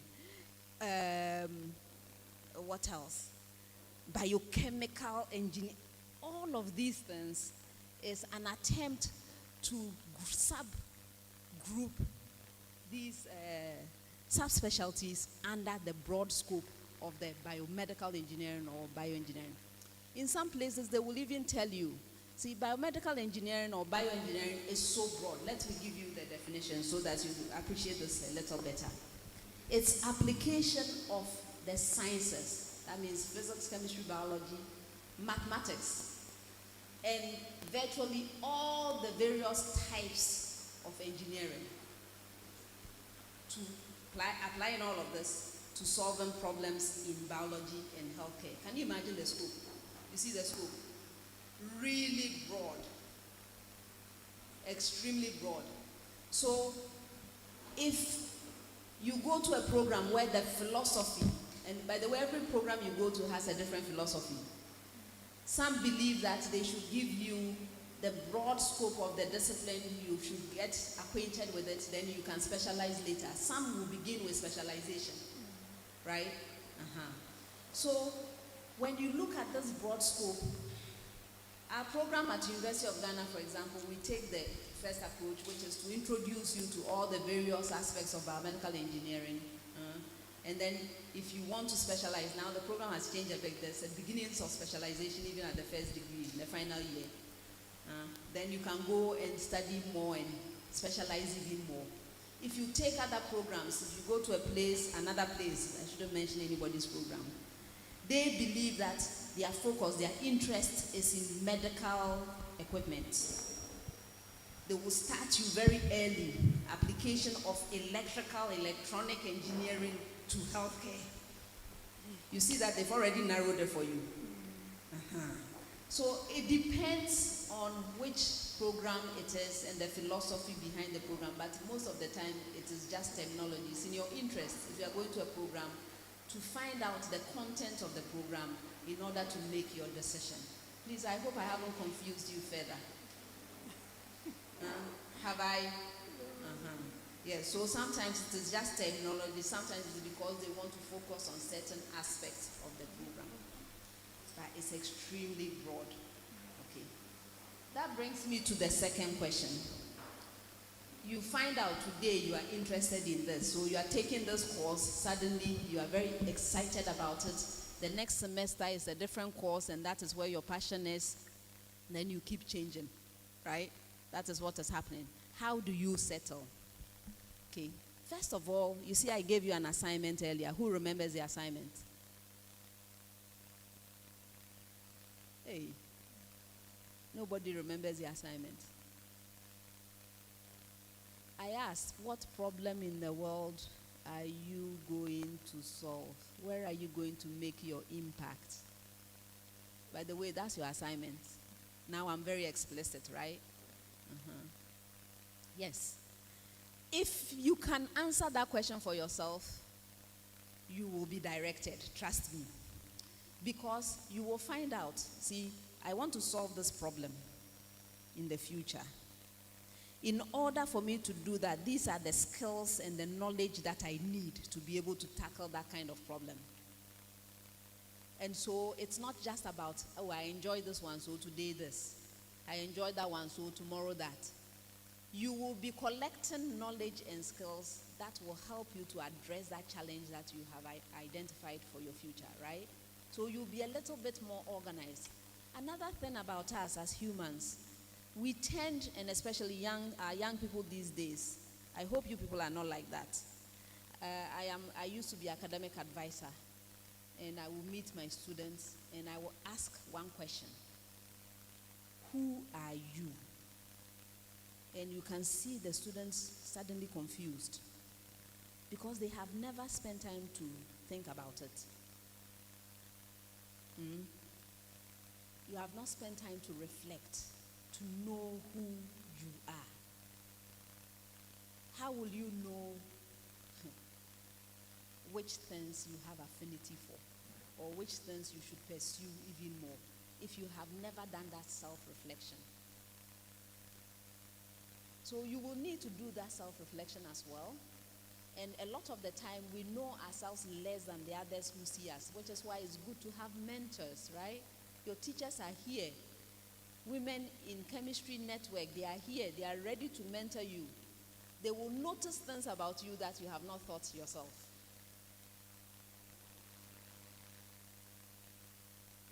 They can share that knowledge with you, and you can purposefully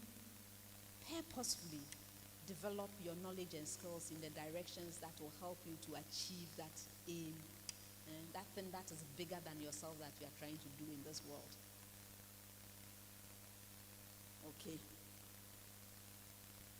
Yes.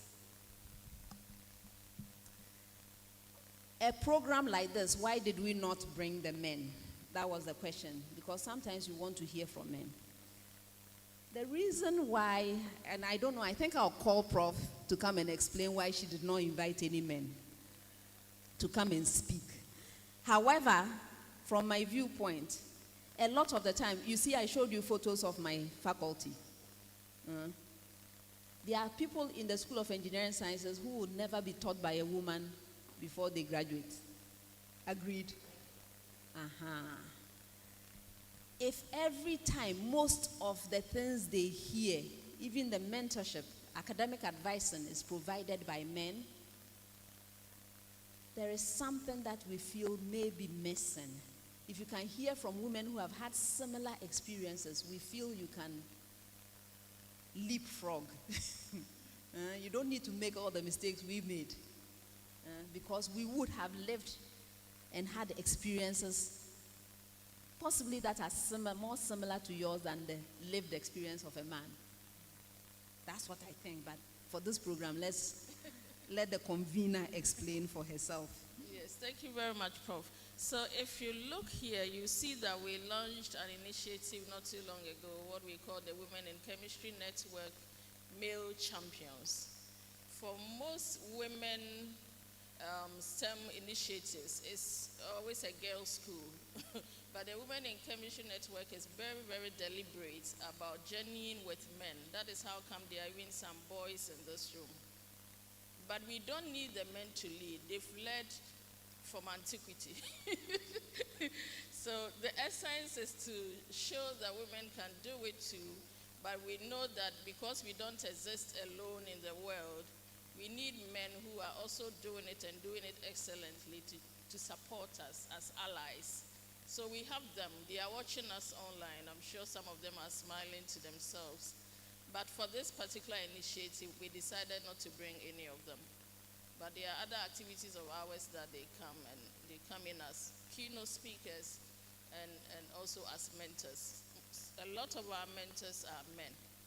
So we are very, very deliberate about carrying the men along with us. We don't want to create another gap.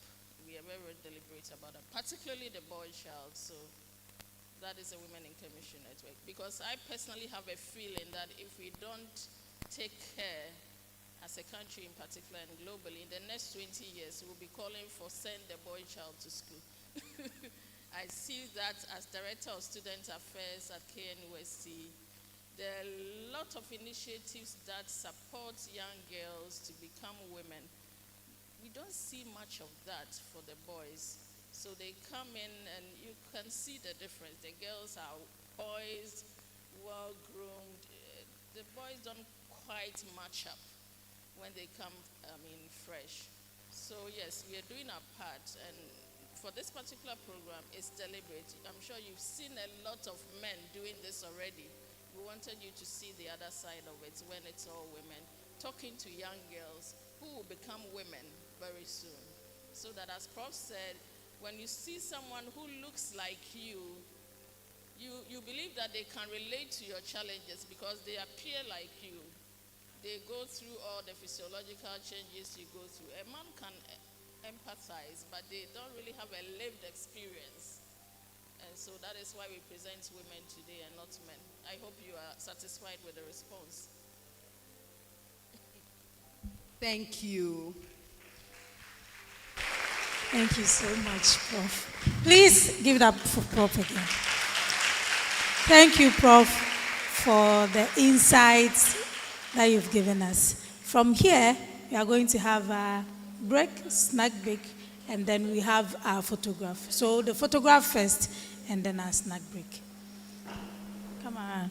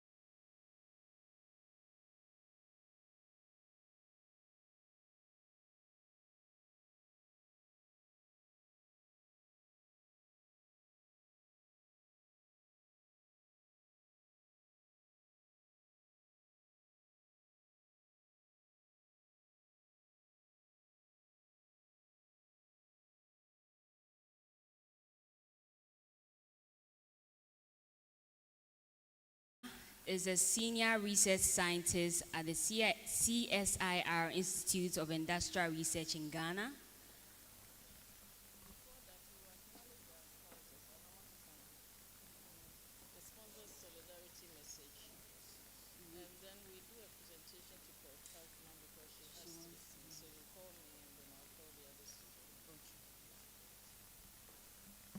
So before we listen to our second speech, Prof talked about the fact that with this movement, there's the need for sponsors. We have those that push these agendas.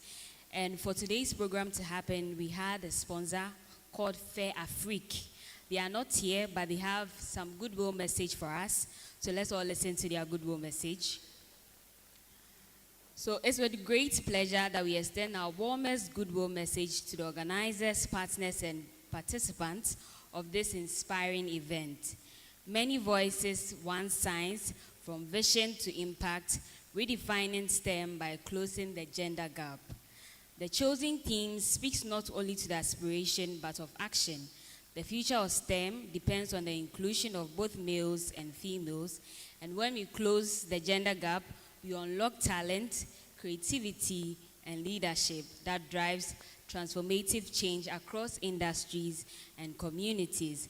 From classrooms to laboratories, from boardrooms to production floors, women and girls must see that their ideas matter and their contributions shape the world. They must be given all chances to take up such positions and excel.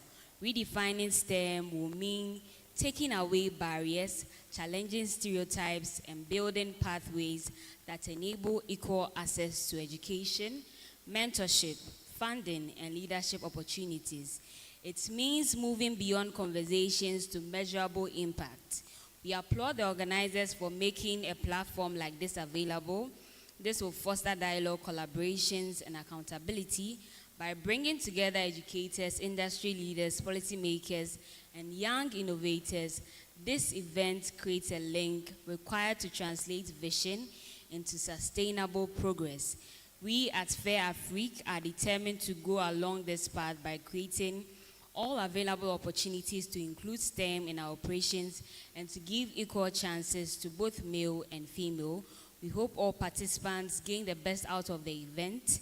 Let us continue to champion equity, empower talent, and ensure that science truly reflects the richness of all voices. Together we can transform vision into impact and build a future where STEM belongs to everyone.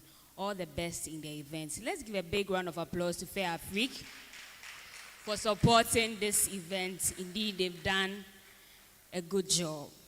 So before we listen to our speech, there's a presentation we need to give our keynote speaker, Engineer Professor Elsie Iupac-Gwb. So I'd invite the founder and convener, Professor Mariana Santuan Kansa, together with Dr. Latifa Mohammed to do this presentation for Engineer Professor Elsie Iupac-Gwb. Kindly join us on stage.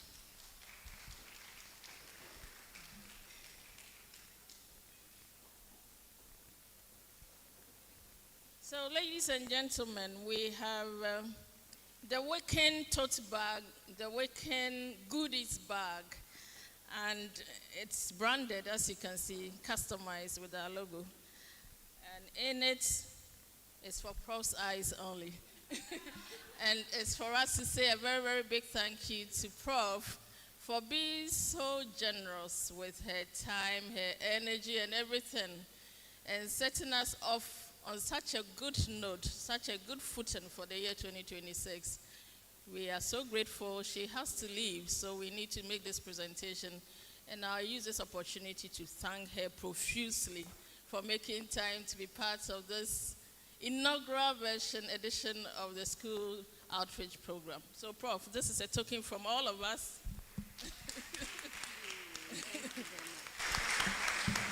Is it not beautiful?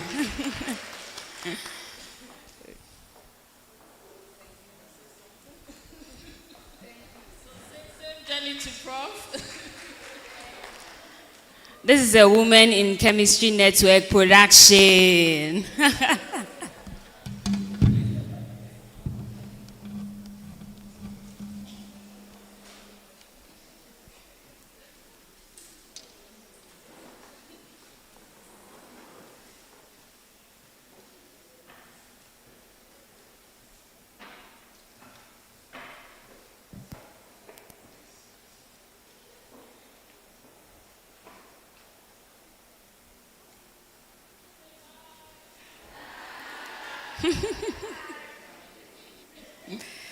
Okay, thank you so much, Prof. Are we ready for our second speech? Are we ready for our second speech? When we say many voices, one signs, who understands? Many voices, one signs. Is it not intriguing? Do you want to know what it really means? Okay, so let me give you the profile of our next speaker. She's a senior research scientist at CSIR Institute of Industrial Research in Ghana and an adjunct lecturer at ACE Fuels, that's Federal University of Technology, Owerri. She currently heads the Division of Sustainable Energy Technologies at CSIR IIR, specializing in chemical processes, renewable energy research and development, decentralized energy systems, and waste management. She leads and contributes to internationally funded projects supported by UNEP, UNDP, and GIZ, and is actively engaged in national and international scientific policy discussions.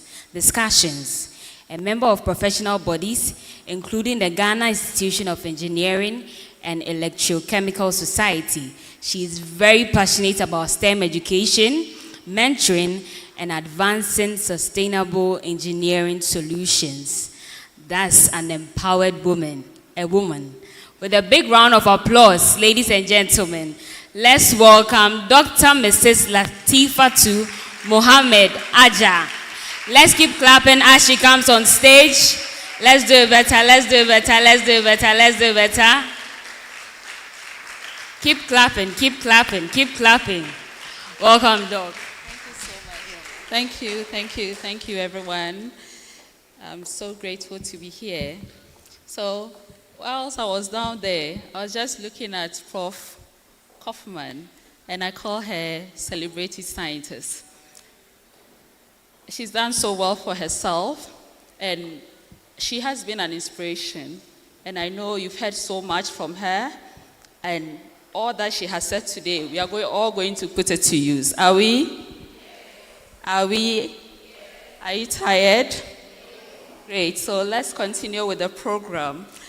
So I have a singular honor standing on the existing protocols. We'll talk about many voices, one science. Good afternoon to you all. Yeah, so it is both an honor and a privilege to join you today at the 2026 International Day of Women and Girls in Science and the International Union of Pure and Applied Chemistry Global Women's Breakfast Commemoration.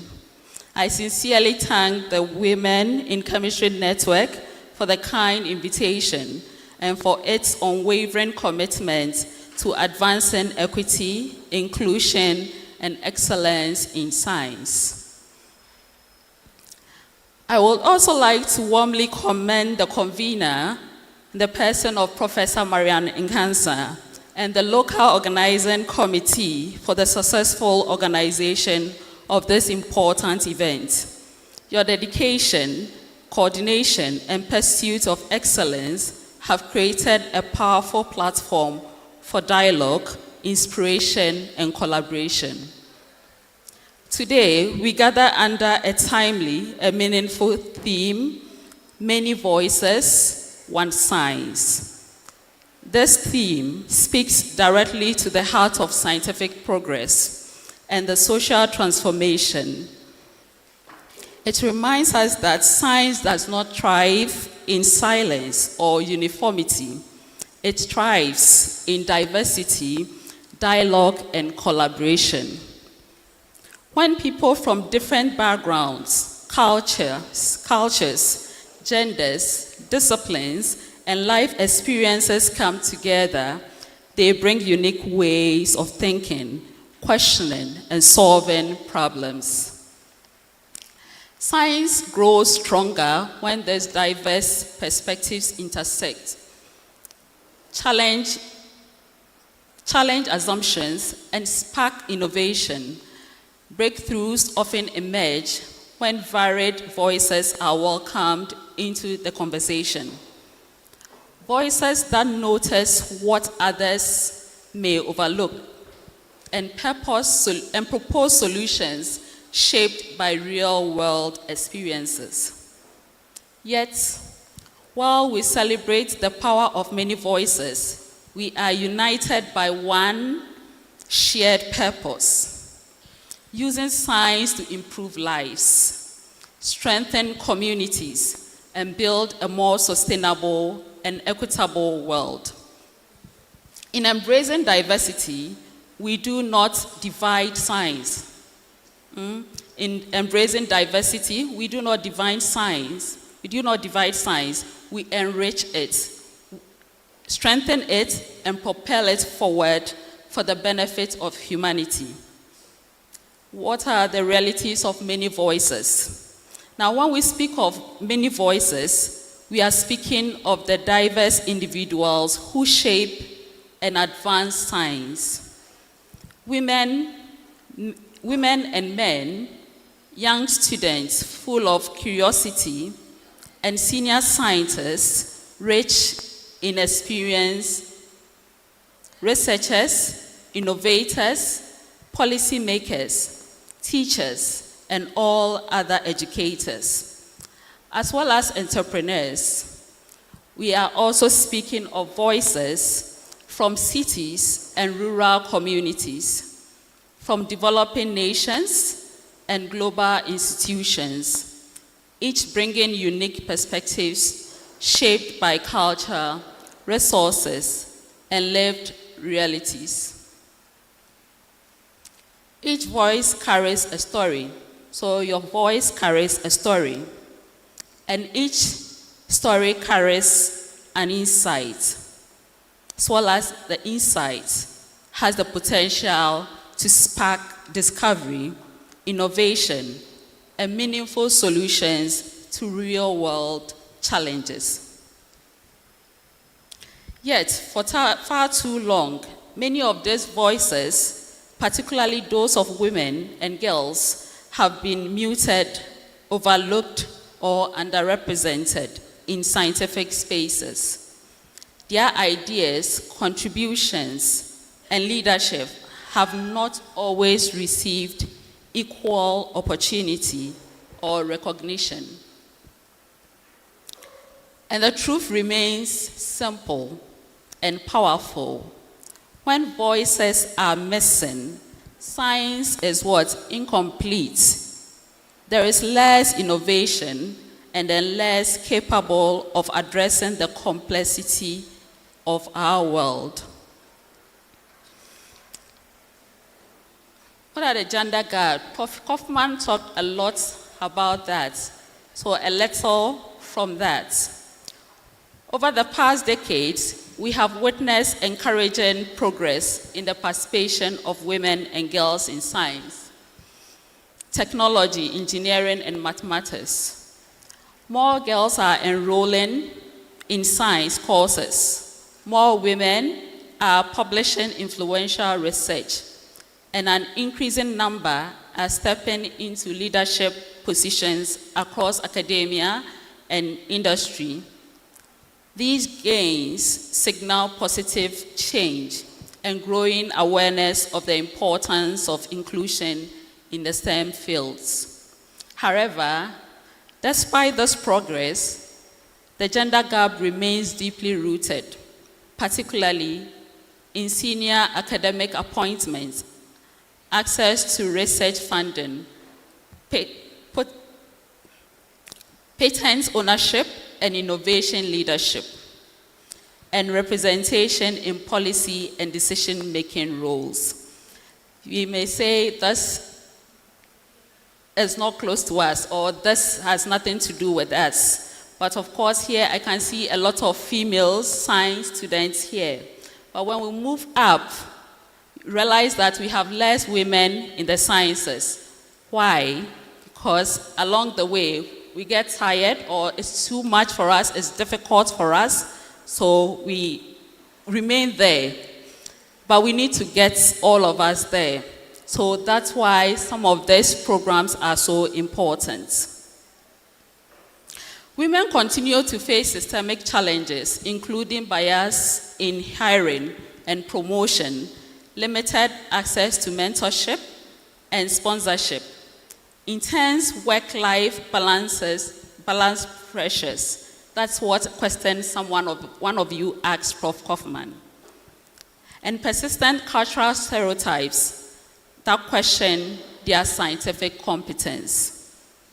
These barriers do not reflect a lack of talent, ambition, or ability. Rather, they highlight unequal opportunities and structural limitations. This is precisely why initiatives such as the International Day of Women and Girls in Science, the Global Women's Breakfast, and the Women in Chemistry Network are essential in driving awareness, advocacy, and lasting change. Why many voices? Why many voices strengthen science? Why do we all have to come together? Why do we all have to work together? Why do we have to collaborate? Now let's reflect on why diversity matters in science, not merely as a moral responsibility, but as a scientific necessity for progress and excellence. First, diversity drives innovation. Individuals from different backgrounds bring unique perspectives, experiences, and ways of thinking to research challenges. Women in particular have helped uncover research gaps that were historically overlooked, especially in areas such as healthcare, environmental sustainability, and community well-being. Secondly, diversity improves problem solving. Studies consistently show that teams composed of people with varied skills, cultures, and viewpoints generate more creative ideas and develop stronger, more effective solutions than homogeneous groups. Diverse teams challenge assumptions, broaden perspectives, and reduce blind spots in research and innovation. And thirdly, diversity expands research impact. When many voices contribute, scientific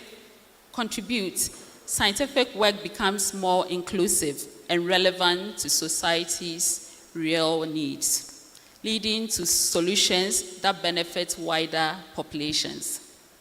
In short, inclusive science is not just fair, it is smarter, it is stronger, and that is better science. Do you agree? Thank you. One science, a shared mission. We all hear of science, all the different disciplines of science. We all have what? One mission. We share one mission. So while we celebrate the richness of many voices in science, we must also recognize that we are united by one shared mission. Science is not fragmented by gender, divided by nationality, or reserved for a privileged few. It belongs to humanity as a whole. It is a collective pursuit of knowledge aimed at improving lives and shaping a better future for all.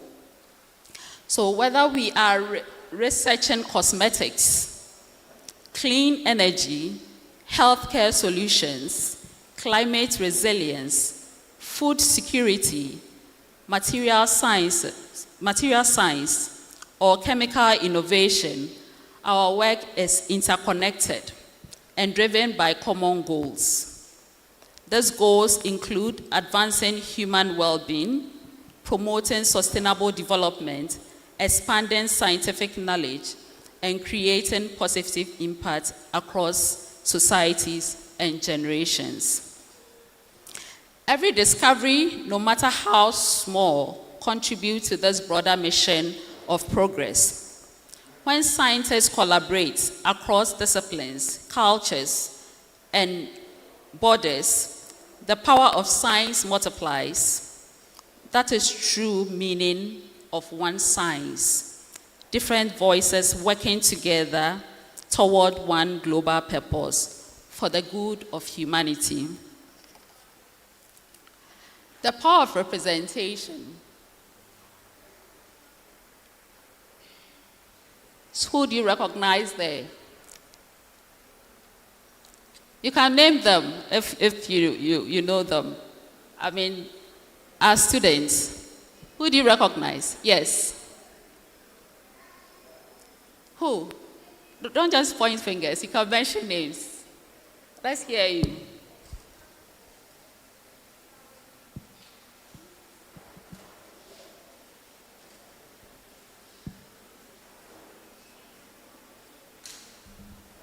Professor Marianne Cancer. Thank you. Who else is there?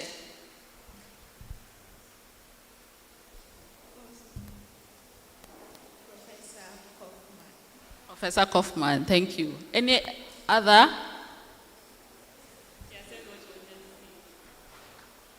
Our boys. You don't know any other person apart from these two?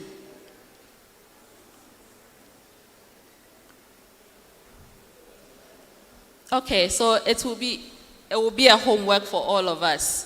So capture them in your mind and let's find out what they have done, what has been their contribution, and why are we celebrating them today. So to the young girls in this room today, I'll say, when you see accomplished women like those there, leading laboratories, publishing impactful research, innovating solutions, developing technologies, and shaping policies, something powerful happens within you. So for example, Prof. Kaufman's presentation, what was happening within you when you were listening to her? Can any of you share? And tell me some takeaways from all that she said. I'm expecting answers, please, so get ready. Okay,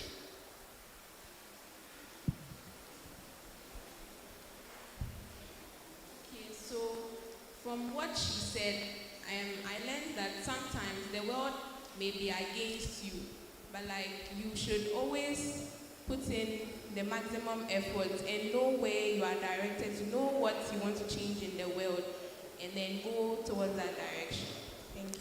Thank you, thank you. Let's clap for her.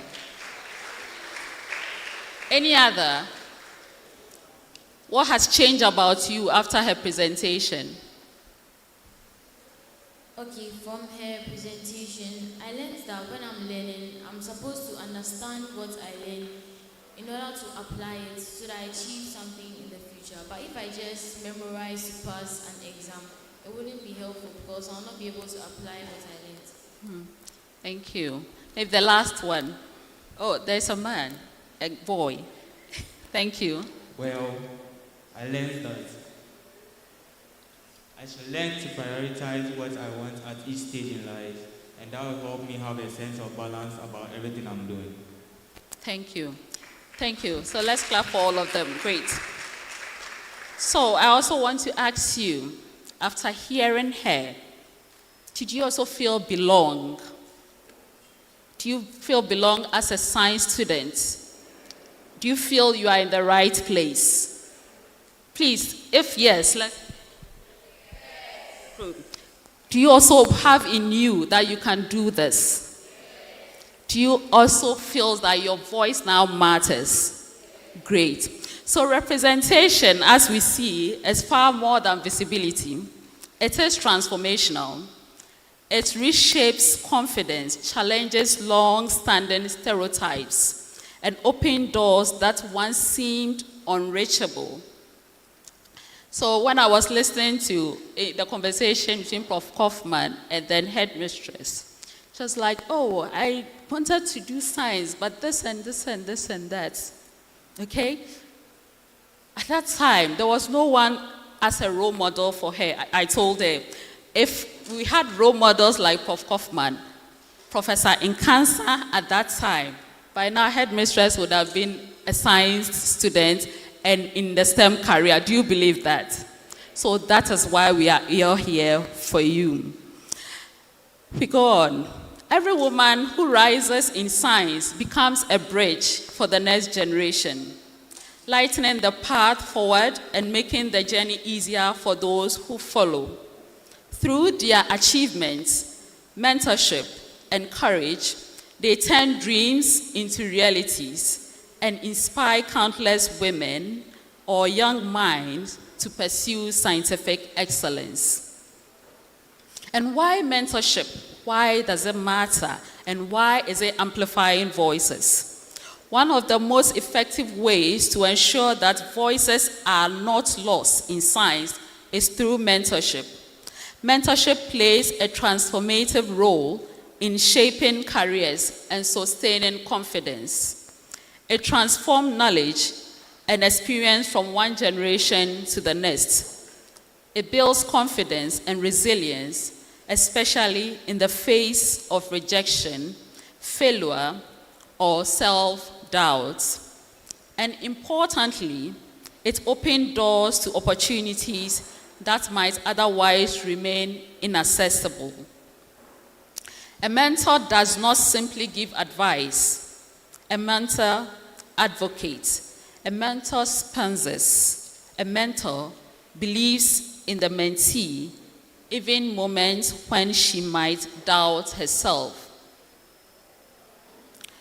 Through structured mentorship programs, young women learn how to navigate academic systems, publish research, secure funding, lead teams, innovate responsibly, and overcome inevitable setbacks. Mentorship truly turns potential into progress. So as the coordinator of the Women in Chemical Sciences Mentorship Program, I have followed up closely with our mentees. Hearing them describe their experience as helpful and transformative, changing even their teaching styles for some, this reminds me why mentorship matters deeply. The Women in Chemistry Network is deeply grateful to all our mentees to all our mentors for their unwavering dedication, generosity of time, and commitment to nurturing the next generation of women in the chemical sciences. We have some of them here, and let's please give it up for them. Let's clap for them. We are grateful mentors. Now we talk about male allyship, and I really am grateful to the convener for answering that question and putting it in perspective. Now, gender equality is not a women's issue alone, and that's why we have some of our boys here with us, and we thank you for being here. It is a shared societal responsibility.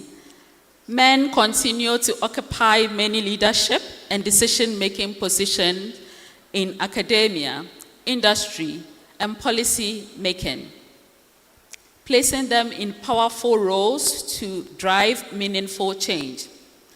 When men actively support inclusion, barriers fall faster, system transforms more effectively, and opportunities expand more widely for women and girls in science. Male allies advocate for fair and transparent policies, challenge bias when it arises, promote the visibility of women's achievements, and foster inclusive and respectful work environments. Their actions help normalize equity and accountability across institutions. When men and women and boys and girls work together as partners in progress, change becomes sustainable, change becomes impactful, and embedded within the culture of science itself. What can each of us do? What can each of us do?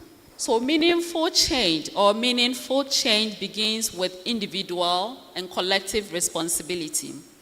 Regardless of our position, each of us here has a role to play in advancing equity in science, technology, engineering, and mathematics. For institutions, this means implementing transparent and equitable hiring and promotion practices, actively supporting structured mentorship, tracking gender representation data to guide decision-making, and providing flexible work policies that recognizes diverse life responsibilities. For senior scientists, it requires mentoring intentionally, doing it intentionally, sponsoring women for leadership and founding opportunities, inviting them into influential spaces, and deliberately citing and amplifying women's research. For young scientists, it means seeking mentors, building supportive networks, believing in your abilities, and using your voice with confidence.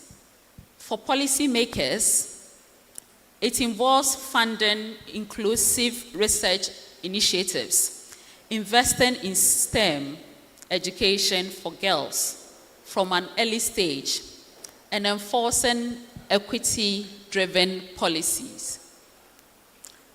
For us here, for the girls in senior high school, how many of you are in the senior high school?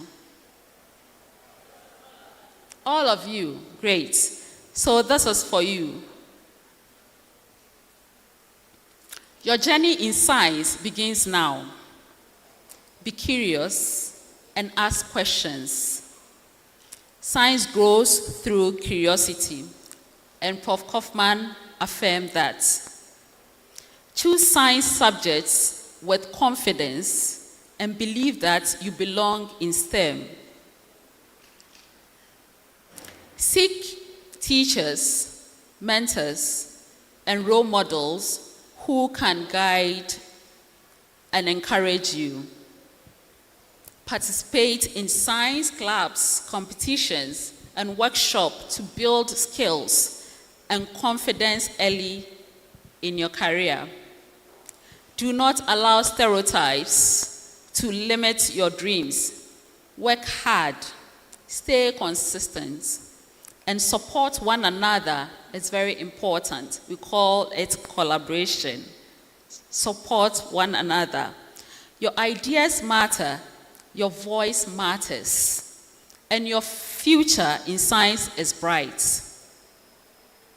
Do you like that?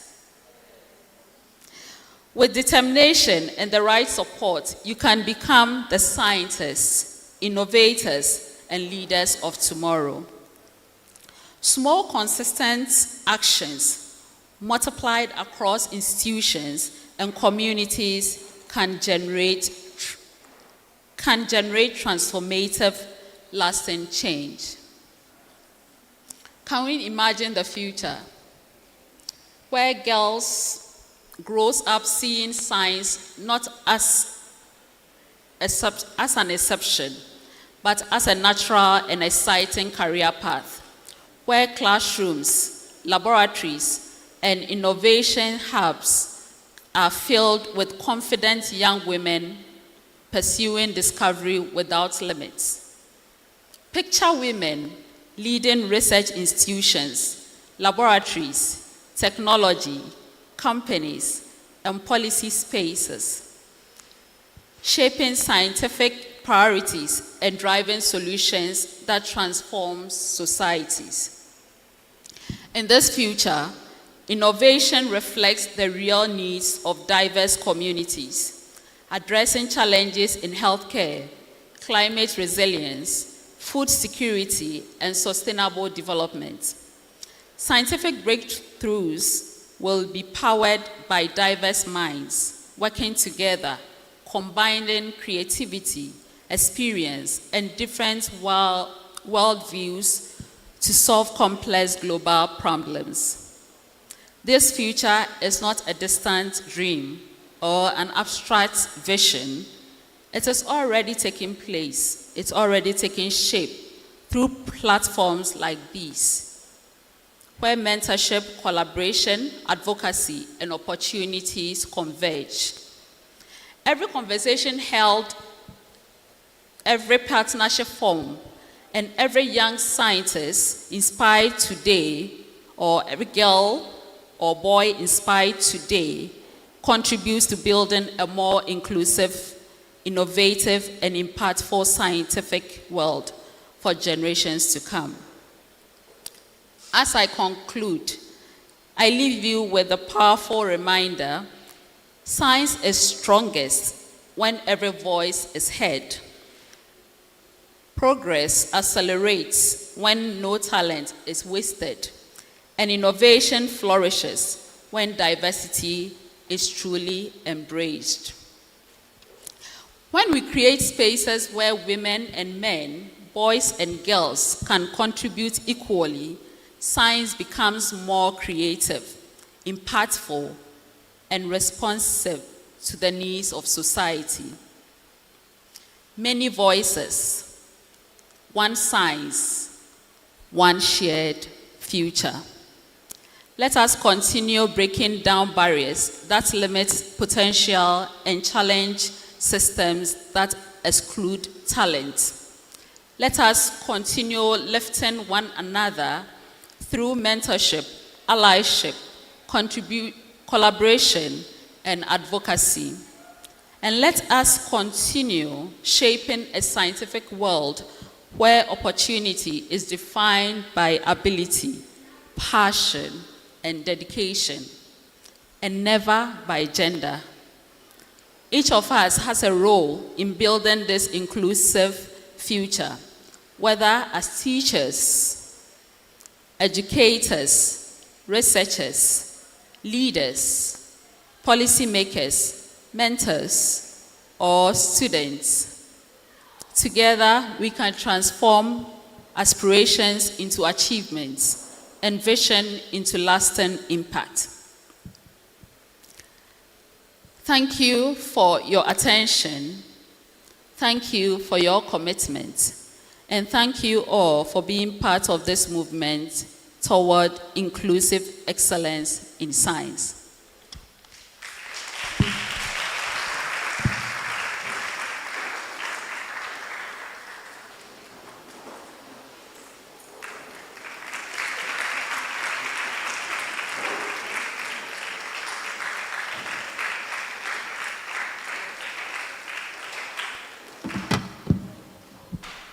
We can do it better for Dr. Latifatu Mohammed.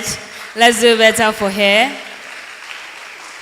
That's a very powerful speech, and I'm sure you will not lose your voice when you get to the university. So it's time to take questions. If you have a question, raise up your hands. I realized you had a lot of questions when Prof. Kaufman was speaking. So this time is open. Let's all ask our questions. I'm bringing the microphone to you.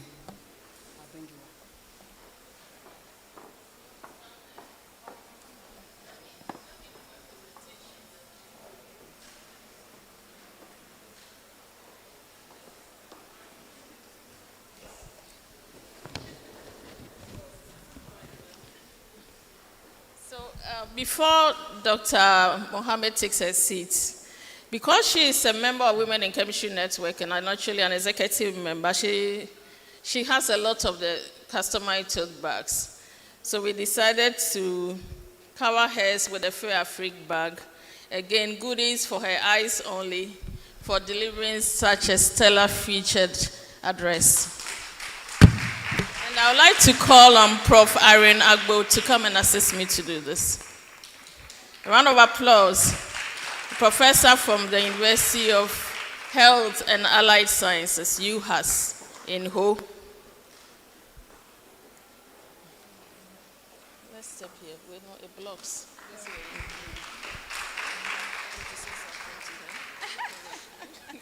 Congratulations, Dr. Latif. Thank you. Great job done.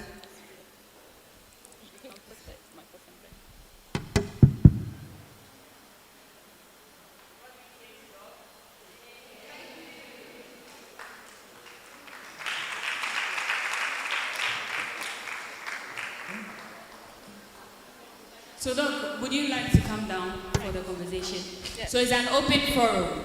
Ask all your questions. Doc is ready to help, and we have mentors and professors here who are also ready to answer all your questions. So it's time for questions.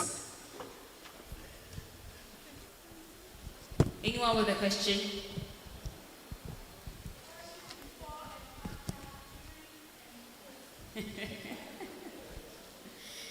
Okay, there's a hand here.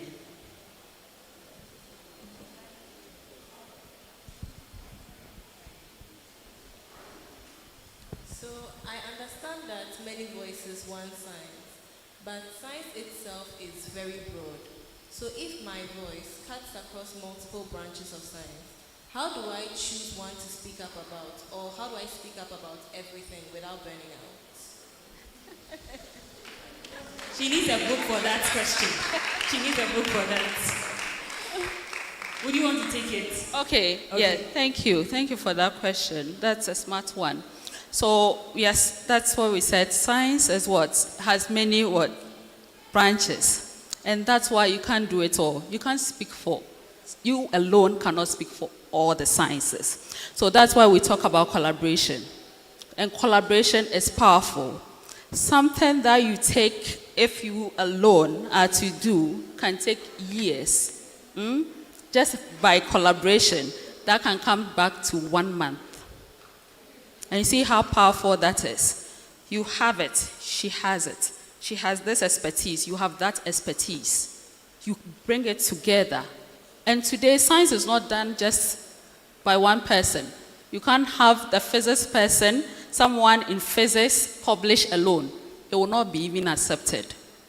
You need everyone, the expertise of everyone, to come together to make that paper, to make that project work, to make that company work. So in a company, if it is a tech company, you need a tech guy, you need the business guy, you need all of them to bring their expertise on board to make it work in today's world. So you don't have to speak alone. You have your colleagues. You have those outside the school to work with, to make things work, and to get science the goal it deserves. If I've answered your question. Okay. But I want us to build on the question. What are some of the science courses students can pursue when they move to the university? The courses that are available. Other mentors can also answer as well if they have. I think they even have more than. Let's start with them. Okay. So tell me, what are some of the science courses or careers or science courses in the universities? Yes. So. Okay, I know about medicine and. You know about medicine? Yes, please. You know about medicine? Yes. Any other? Chemical engineering. Chemical engineering. Actually, you can tell us if that is what you want to do when you go to the university. If you already have a plan program. Yes. Mechatronics. Mechatronics. The new ones. The emerging engineering courses. You can mention a few. Petroleum engineering. Petroleum engineering. Marine engineering. You need more? Let me come here. Petrochemical engineering. Great. It means you are exposed to a lot of programs that are happening in the university. Any other question? Before we have our mentors speak to us, any other question? Okay, there's a question. Ask your question. So. What do you do if you have passion for a lot of areas in science, and for some reason the area that you have passion for the most is where there are more challenges for you? You prepare. That's what you want to do, and there are more challenges. So it means you have to work hard. burn what? The night candle, or what's the how to say it? So it's about just putting all your energy there. Prof. Kaufman said it. So if the balance is towards achieving that particular career, that goal of going into that particular area, you can do it. It just needs timing. You may say, okay, some are very good. They can go there and then they are flourishing. And if still it's difficult, but that is where you want to go, you just have to what? Work hard at it. And you don't have to do it alone. That's why we have mentors now. You have friends to help you. You have teachers. Just approach them. Be curious about it. Ask all the questions you need, and they are there for you. They have all the time for you. So just go for it. Thank you so much, Doc. Doc, you can take your seat so that you can join the panelists for the discussion. Oh, can I take the opportunity to talk about CSIR? Someone asked the question. I should have done that from the beginning. So just wait 2 minutes after the question. Okay. Please, what if you want to do a particular course in science, like, for example, psychology, but in Ghana, you won't make a lot of money out of it? Prof wants to say something. Hold on. Yeah, so spontaneously I said, says who? Because I have friends who are making it in practicing their clinical psychology professions. Yes, traditionally we are not programmed or conditioned to open up about our issues. Once you see a psychologist, you probably lost your mind. You are mad. Is that not what it? But I think times have changed. Now people see the need to talk to someone.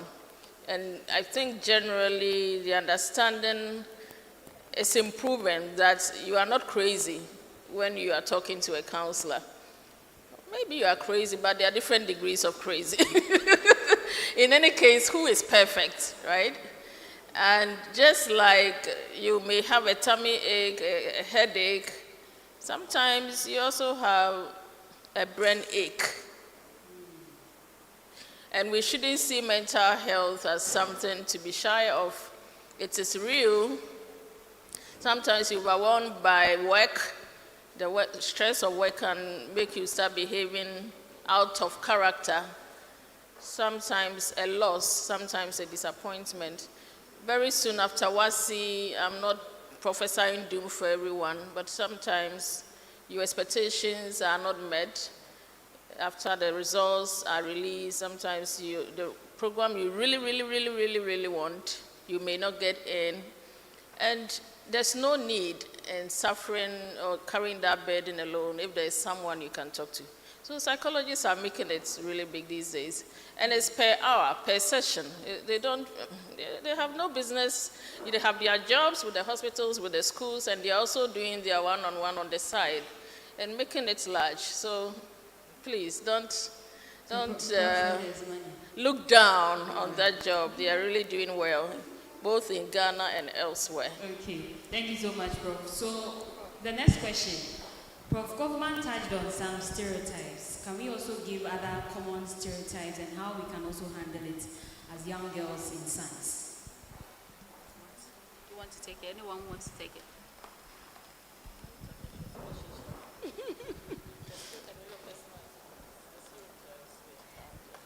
Okay. So certainly on your journey, you will meet some of this group of people who think that this is the limits and barrier for women, or certain women cannot. In fact, I have often heard that it's the stricter women who survive in engineering because it's a tough job. Okay. But we all can learn it. Okay, so along the line, if you meet people who are stereotyped, like she mentioned, you know your goal, you know where you are going. In our workplaces or even in our school, we will not have everything that we want. But then knowing where you are going, you just see it as a stepping stone to get to the next step. Okay. From my own experience, I didn't have the passion to be a medical doctor, but I wanted to do science. But how I got to know that I loved science was that in essence, after the normal titration, I will still be adding other, either additional base, additional acid, just enjoying, yes. So I realized that I loved the lab work. But the next thing was it biochemical? Did I want to do a combination of the chemistry? So when I applied to KNEST, I had chemistry. And in essence, I never struggled with chemistry. My math was also very good. So chemistry, I had A. Math, I had A. I can pay for classes. It's not a good practice. I can pay for classes and not go. Because I can look in the COF series. Those times we had COF series. And I understand everything. So I used to teach my classmates. Yeah, so when I went to KNEST, I was giving chemistry. I didn't think twice. I never thought it was a disappointment. I rather thought God had ordered my steps to the right place. But when I got there and I was hearing of Boraine chemistry and Schrödinger equation, I'm just wondering, am I in the right place or the wrong place? But along the line, I realized that, there is the organic component, there is also the environmental aspect. So I realized that I had passion for the environmental component and started focusing on how we can identify pollutants in the environment to protect our health. Based on that, I did a master's in nuclear and environmental protection. So the focus is in nuclear, you know that they have some equipments that have radioactive substances in them. When those equipments become obsolete, what do we do to them? The x-rays in the hospital, there are some measures that ensures the protection of the normal, the general populace and then the workers as well. So that was the component of the nuclear protection. And then the environmental protection is whatever we do in our environment, how it affects our health. So based on that, I built on it, and now I am in the space of public health. So now we are looking at pollutants in our environment and how it affects our health. So even though somebody would have said, you had chemistry is a boring course, I am now still working with doctors, but I am more with the research component of the work. So once you find a space, don't allow anybody to give you or put any barriers. Just make a decision and work towards it. I have aimed somewhere, and I'm sure some time to come we'll meet somewhere and I'll tell you about it. Thank you. Thank you so much. Okay, so the next question is, I'm a young girl growing in science and I've identified somebody I want to learn from. How do I approach it? How do I approach the person? How do I learn from the person's stories? Just go for it. Okay. Just approach the person. You see, there's some of these fears that takes a lot of things from us.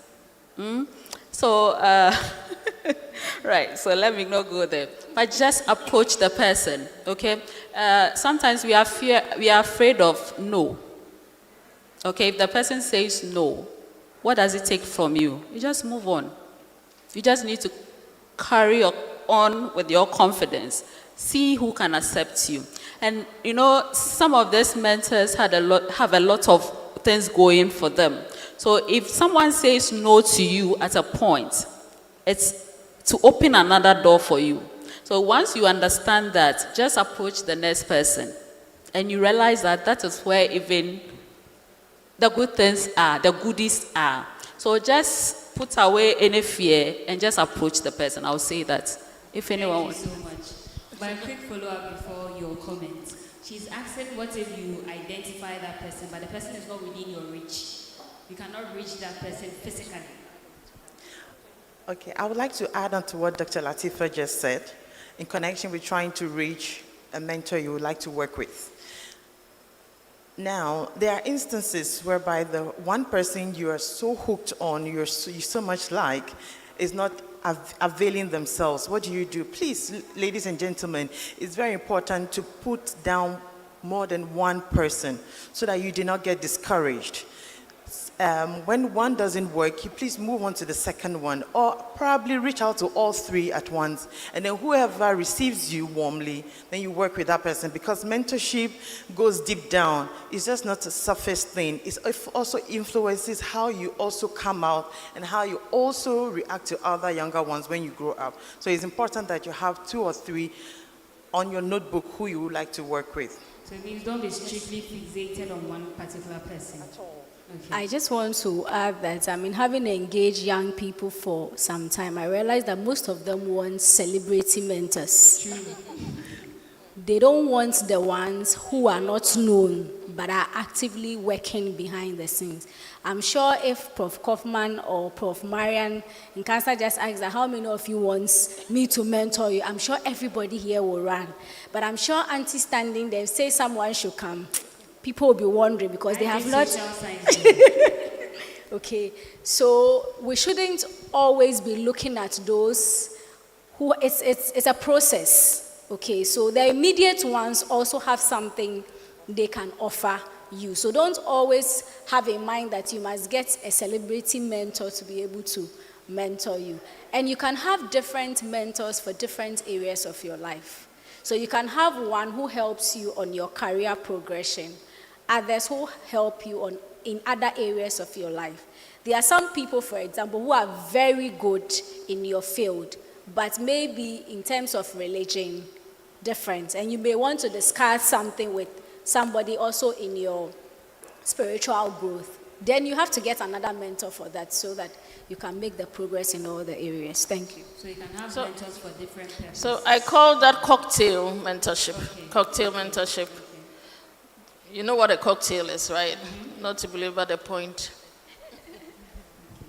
If the person is not in your reach, is that the question? Yes. What do you mean? The person is in another community, another country, another region? Let me break it down. Just like the other lecturers said, I'm saying if like the person is somehow like a celebrity, not really a celebrity, someone like Professor Kaufman, she's not really in our reach for us to like talk to her and all this stuff. But she's the one you want. Is that not it? Right.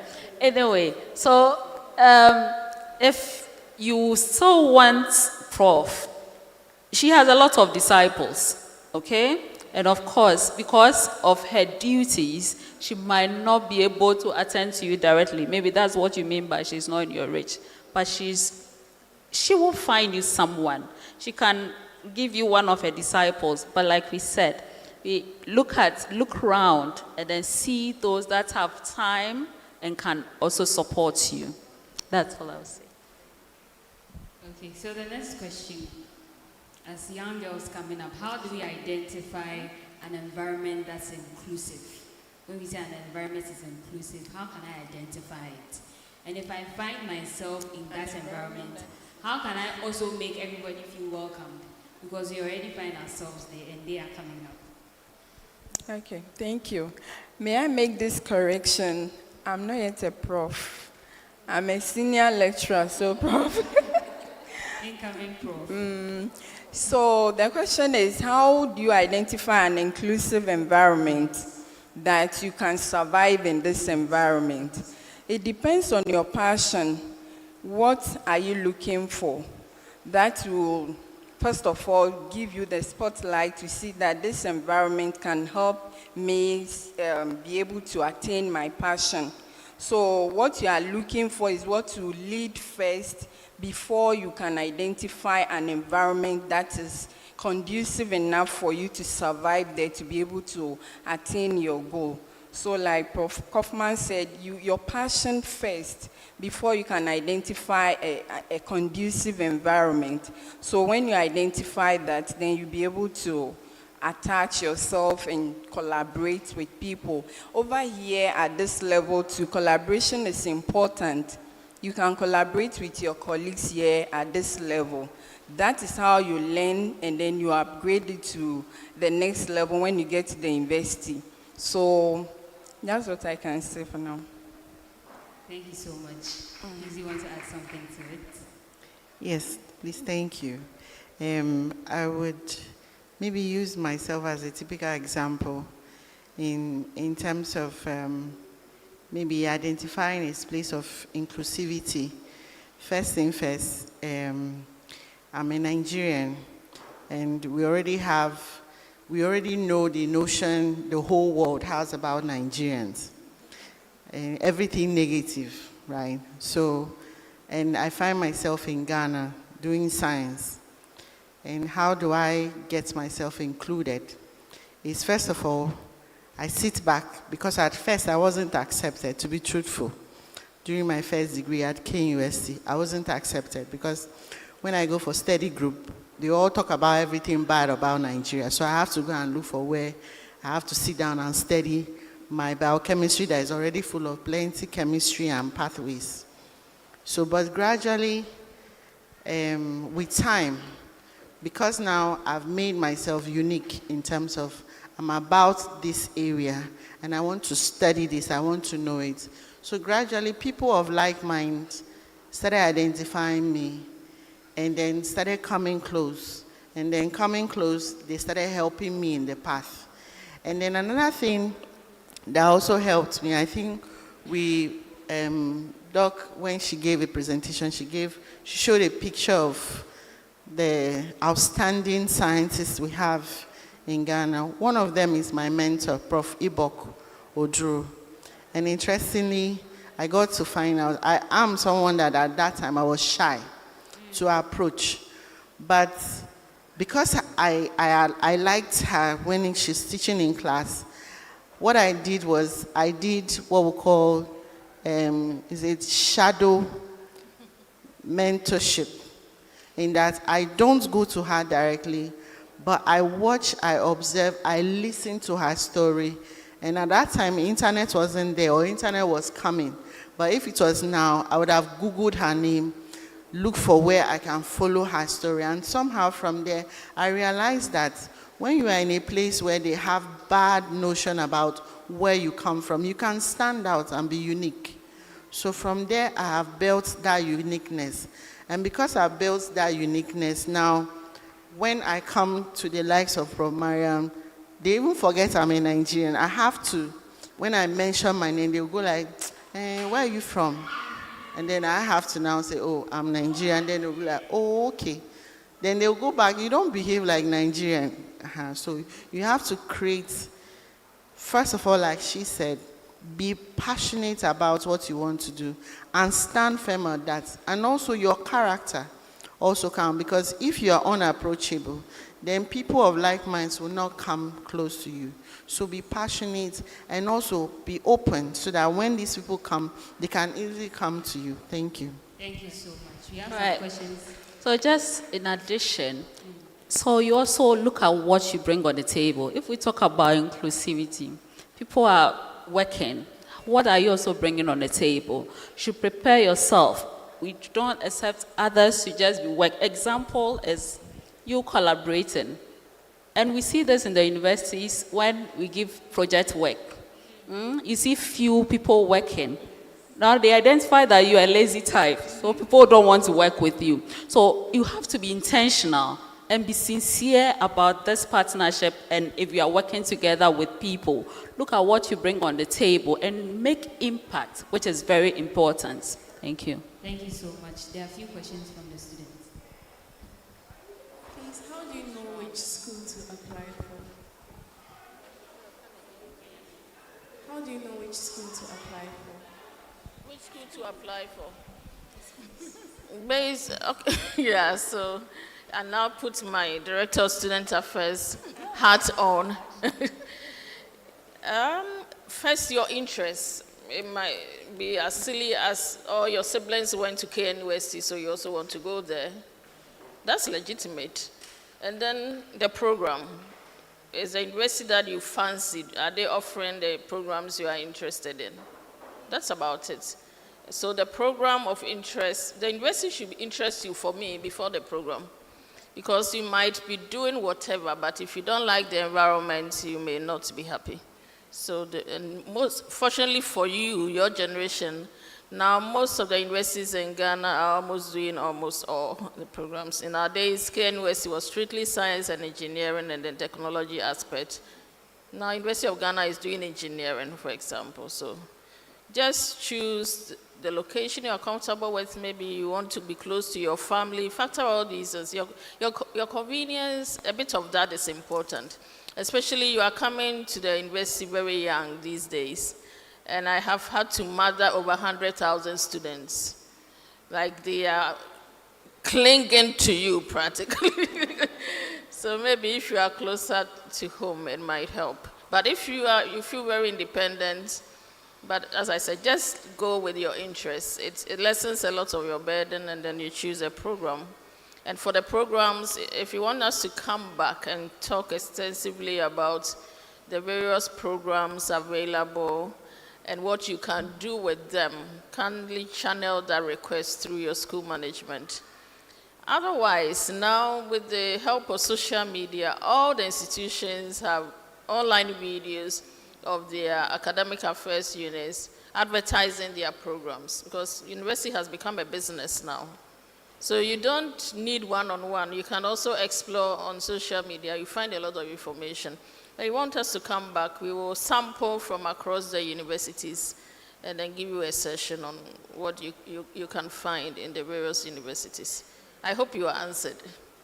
All right.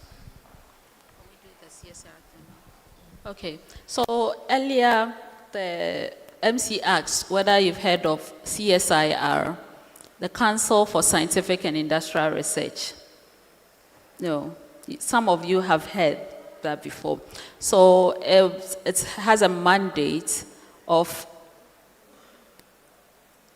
promoting science, interfacing between academia and industry. So think of all the sciences that is done in the universities. The CSIR is to take that research, the knowledge, the output, the results, and prototype it. When I say prototype, is to get it in a form that is applicable to society, that is applicable to industry. And if the research showing potential for upscaling or uptake, it is then transferred to industry. So they do a lot of engagements, so community engagement, because what the research we have should be able to benefit society, and it should be communicated in simple terms for community to understand and to uptake the technologies. So there are different institutions. There are about 13 in all. So you can think of the animal research, crop research, water research, from which she works. I'm with the Institute of Industrial Research. There is a policy research, because policy is very important to govern all the research we do. So there is an institution that is purposely promoting policy around the technologies we are generating. And then also we have the Institution of Scientific and Technological Information. I'll leave it here. There are a lot on the internet. So Google CSIR and you get a lot from it there. Thank you.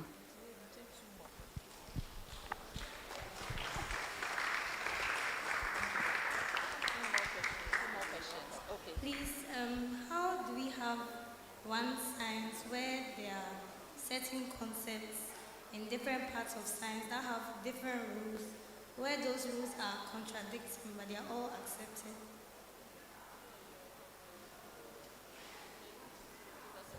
Yes. I was just thinking, a specific example. Do you have an example? Okay, so we learned a topic in physics, mirrors. And then under mirrors, there are two different conventions for calculating something. Yes. And then there's the new Cartesian rule, and then there's the real is positive rule. So in that case, those two are a bit contradictory. So in that case, how are we supposed to all agree on one concept? As a final result, do you arrive at the same with a different way of doing it? No. It doesn't. So it means there is still research going on it. The mains are saying yes. Oh, yes. it leads you to, it's just a different method of treating the whole problem. Okay, so if I get you correctly, in science, there are models, for example. A model is the mind's construct of a concept. For example, the atom has different models, and these are people's mindset or mind's construct or imagination of what the atom is or behaves like. And not all the models converge, but each of them comes with some postulates. Is that not so? And there are some points of convergence, and there are also sometimes points of divergence. That's why you may call the contradictions. It even comes to tell you that science is also not absolute. And science is a continuum. It's a continuous search for knowledge. And that is why sometimes some theories are debunked and the new ones, better ways of explaining phenomena come about, and then some become obsolete. So there are certain information that years ago they said the atom was the smallest indivisible part. Today we know that is not true, right? So science keeps evolving, and the more the human understanding improves, the better the scientific understanding also becomes. So it is not static, and that is the joy of scientific inquiry, that every day you are looking for new things, you're looking for answers to things, and you are finding new answers to what otherwise was believed to be the best of answers. So welcome to the world of science. That is how it is. I think that is interesting. When I was in South Korea studying, the physics, Atkins, I don't know, Atkins, right? Atkins. Yeah, so there was one professor in engineering, and he went through the book and he said he's disproved a law in there. And this is what you're talking about right now. There's being curious, and will you take it up? Will you take it up to disprove or affirm that? So I'll look out for you. Are you happy now? Yes. So we all know that science is very broad. So if I'm somebody who loves maybe physics, chemistry, biology, and everything about science, how will I know which course to choose when I go to the university? Because everything just fascinates me. Yeah, so again, your interest is important. Life is hard on its own, so you don't want to pursue something you don't have an interest in. With my 19 years of experience of being a university teacher, yes, I turned 19 last month. Life is tough. Don't add troubles to it by choosing a career you don't like. So normally when parents bring their children to me, I ask the parents to step aside. Let me talk to the children. It's their life, you know, so that, because sometimes parents have a path in mind for you, but it might not be what you are interested in. So when it gets, again, a time you want us to come back, we will come, where we'll make your parents see reason that they should allow you to live your life under their guidance, but not impose, like, you know, they had a vision on attained vision, and that must be achieved through their children at all costs. So number one, your interest is paramount. Be interested in it, so that when the challenges come, because you are interested, you will still fight.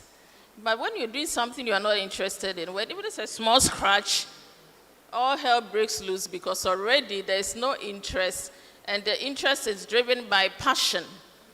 So sometimes you are even unwell. My interest is inspiring young people. So even when I'm not well and I have an engagement to go and speak to young people, I will jump out of bed and go.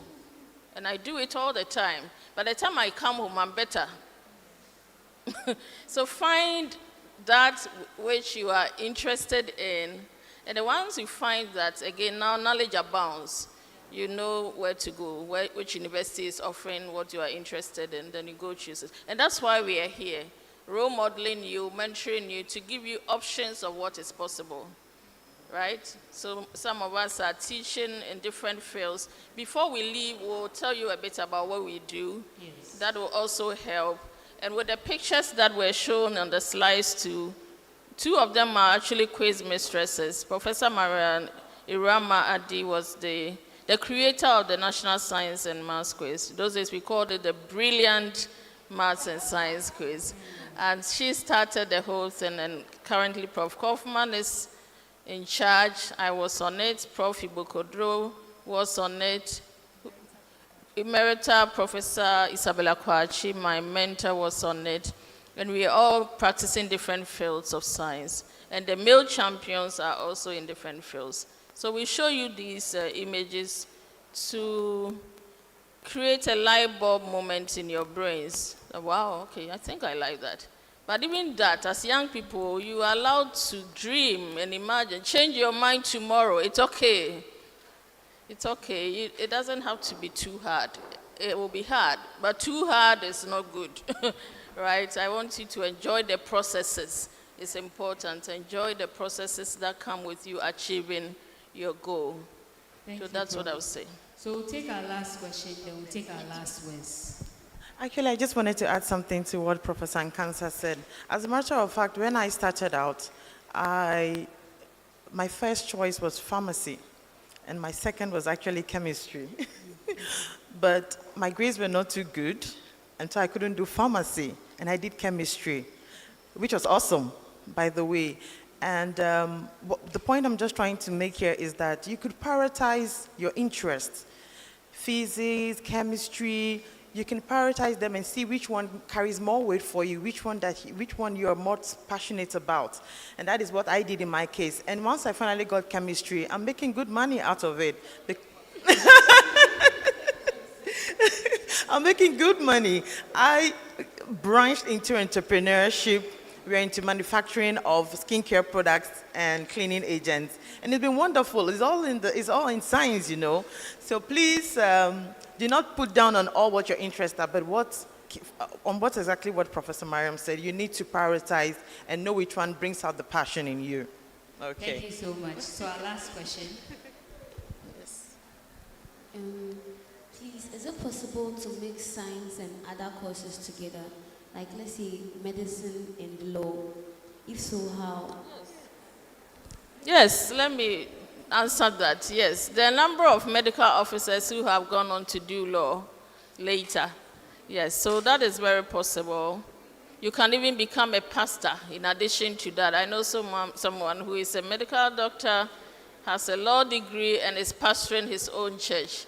How nice. So, as I said, whatever your dream is, just make sure you're taking a day at a time. When you put all together, you may get overwhelmed. So he completed medical school, practiced for a bit. After his second promotion, decided to go and do law. So, you know, sometimes when you want to add on, the interest is deepened after practicing for a while. When you become more experienced about life, then you identify even a niche in your profession. So a medical doctor realized that there are a lot of medical negligence-related law cases, and we don't have people specialized in that in Ghana. So why don't I go to the law school and create a niche for myself? And he's also super religious, and he's lost faith in all the existing churches. So why can't I start my own church? And why not? You know. So you can do a lot of things, but you need to pace them well so that it doesn't take the hell, excuse my language, the life out of you in the process of achieving everything that you dream of. But you can do three things.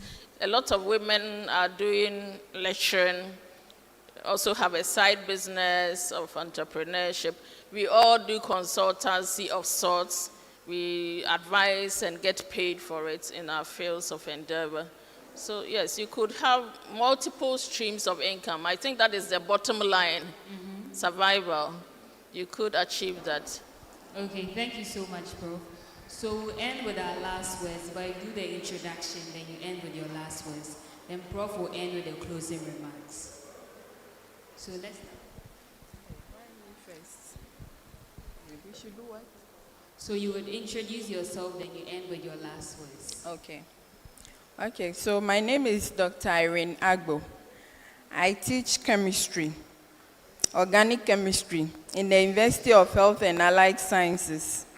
So over there we have health program. We train health professionals like medical doctors, dietitians, pharmacists. She will mention the rest. So my last word, science is a fundamental course that everybody must have. I've had experience where science students are now bankers and other things, but it's difficult for you to have people from maybe business field becoming scientists. So once you are learning science from now, you must know that you can venture into anything as you move along, because science opens up your mind and gives you a lot of opportunities. So like the question your colleague asked, you can do anything once you have science as your, let me say, foundation. So it's very good to learn science. There are so many opportunities in it. Thank you. Thank you so much. So I am in MS Okon Ben, and for me, my own is very dynamic because my first degree is biochemistry, and then the PhD is in pharmacology, and so I'm with School of Pharmacy at University of Health and Allied Sciences, and I teach physiology, I teach biochemistry, I teach toxicology, I teach pharmacology. And I teach food toxicology as well. I teach computational pharmacology and pharmacokinetics. So it's very unique and yes. So in UHAS, like she said, it's all about health sciences. In fact, once it is health law, maybe very soon one of our VCs will start the health law. So far as it's about health, that's what UHAS is all about. From diet to orthodontics. Prof. Kaufman was the one that came to start that at our university. So we have variety of courses with regards to health science or health field. So you are welcome to interact with us and know more. Thank you.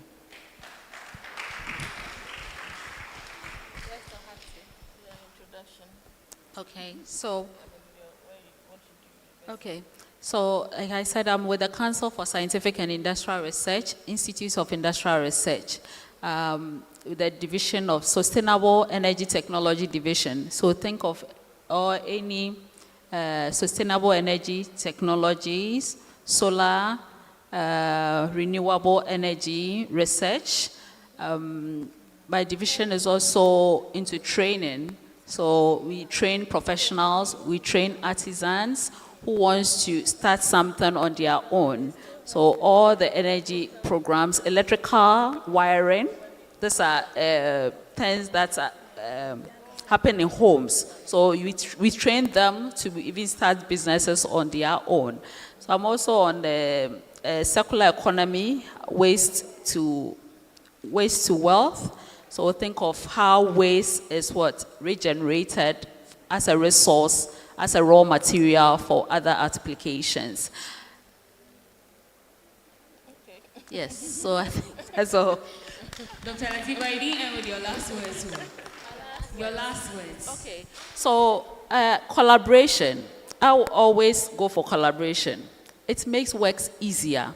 You don't work so much if you collaborate a lot. So what do you want to do? Do you want, example is you want to start your own business.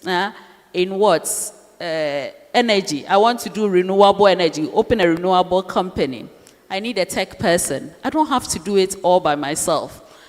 You are the energy expert. Just stay there. Bring in the marketing guy. Go to the administration, business side. Business side. Just go and bring someone. she's into communication. You need a PRO in your company. You don't have to do that. You don't have to learn it and do that. Get her on board. Do you need you already have a marketing officer, right? And you have all of them around us. This is what we mean by what? Different, one size, what? Many voices, one size, okay? So that you get everything done so that you can preserve, you'll be happy actually if you do that. And that is what is lacking in our society. So let's take this on home. Look at what collaboration is. In your classrooms where you work, you realize that, oh, there is this concept that is so difficult. Do you have to just go and do nothing about it? This lady knows it very well. She can explain it better to you. Why don't you just get to her? This is what we mean by collaboration. So please, let's embrace it. Thank you so much, Doc. So my name is Laurentia Osanyako. I also work with CA. Okay, so I'm Dr. Laurentia Osanyako, and my Doctor of Philosophy is in Public Health. Like I mentioned earlier, I started from chemistry, came to nuclear and environmental protection, and now I'm finally in public health, considering other professions or other areas as well. Okay, so I work with the Council for Scientific and Industrial Research. Like she mentioned, we have 13 institutes, so I am with the Water Research Institute. We look at everything related to water, including diseases that are linked to water. So we started with neglected tropical diseases like schistosomiasis, onchocerciasis, because once you are going to fetch water to drink, you may get infected. And there was a need for us to do that. And now we have expanded our scope to include a lot of diseases as well. So we are researching into malaria, we are researching in different aspects of immunology, parasitology, all the logies that you can think of in health, as well as public health. So once you come to our place, any project you have, we can assist you to conduct that research and come up with a prototype that will help you. My advice to you is that you have a good foundation and you have the other resources that you need to build up on the foundation you have. You decide the type of building you want to build and the kind of materials you want to. It is not somebody who has to decide for you. So if you want to build a story building, determine the number of floors you want to go to and build. The decision lies with you. Thank you. Thank you so much. So I have no title. So Miss Sylvia Fafali Oru. Well, I'm an entrepreneur. I manage a production house where we manufacture skincare products and then cleaning agents. I also, yeah, of course, I'm a chemist by profession, and I've been able to do so many things with that qualification, and I've been able to go far. And I'm going to tell you this. I sit as an expert where I help with curriculum development for HND and NC1, NC2 in beauty product manufacturing, cosmetic science and technology. Also, I help businesses transform their processes from a linear approach to a circular approach where they get to learn to reduce waste. And apart from that too, I do a lot of trainings for GIC, UNDP to help businesses scale up, to improve on themselves, especially those just coming up. So if it's by virtue of chemistry, I'm able to enter all of these places. I mean, we need to let them know that we are still around, you know. And what I would like to tell all of you is that please do not get stuck. Do not be static. Whenever you do, just keep going. The answers will definitely come to you eventually. And do not be discouraged. I mean, I would have loved to say a lot about collaboration because Dr. Latifa and I has been very, very, very close right from school. So please try as much as possible to collaborate. It cannot be overemphasized. So please just keep up the good work, and then the sky is, I hear it's no longer your limit, it's beyond also. It's beyond your limit. It's beyond your limit. Thank you very much. Thank you so much. So let's hear from the founder and convener of the Women in Chemistry Network. Hello. Hi. Yes, we are supposed to share parting words, more or less, something you shouldn't forget. If you forget everything that has been said here, everybody needs a mentor. Everybody needs a mentor. And normally when I tell the students, I'm going to see my mentor, I say, hey, madam, yes, I have a mentor. And they are all my mentors, at least from here. I'm not sure. I taught all of them, as young as I may look. And so we are journeying together, collaborating, but I will focus on mentorship. If you have someone who have walked that journey and they are showing you the way, the journey is easier, it's faster, and it's enjoyable. You know I keep talking about enjoyment, it's important. It's faster, easier, and enjoyable because someone has gone and returned or is ahead and is telling you where the potholes are, where that shady tree is that you could take a break, where that stream or river is where we could quench your thirst. So look for someone to guide you. They don't necessarily have to hold your hand. Sometimes they do. But you need someone to show you the way that you're going. Without a mentor, you can still make it, but it will be longer and more difficult. You might even give up on the way. I wish you all the very best. And I hope that this collaboration that we've started beautifully will continue. Thank you. Thank you so much. What do we say to our mentors? What do we say to our mentors? Thank you so much for sharing that wonderful wisdom you have with our leaders in science. So kindly take your seats. Thank you so much.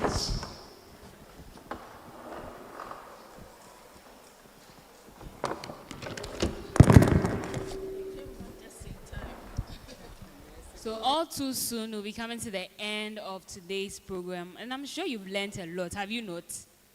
Have you not? Tap somebody and tell them, let's close the gap. Let's close the gap.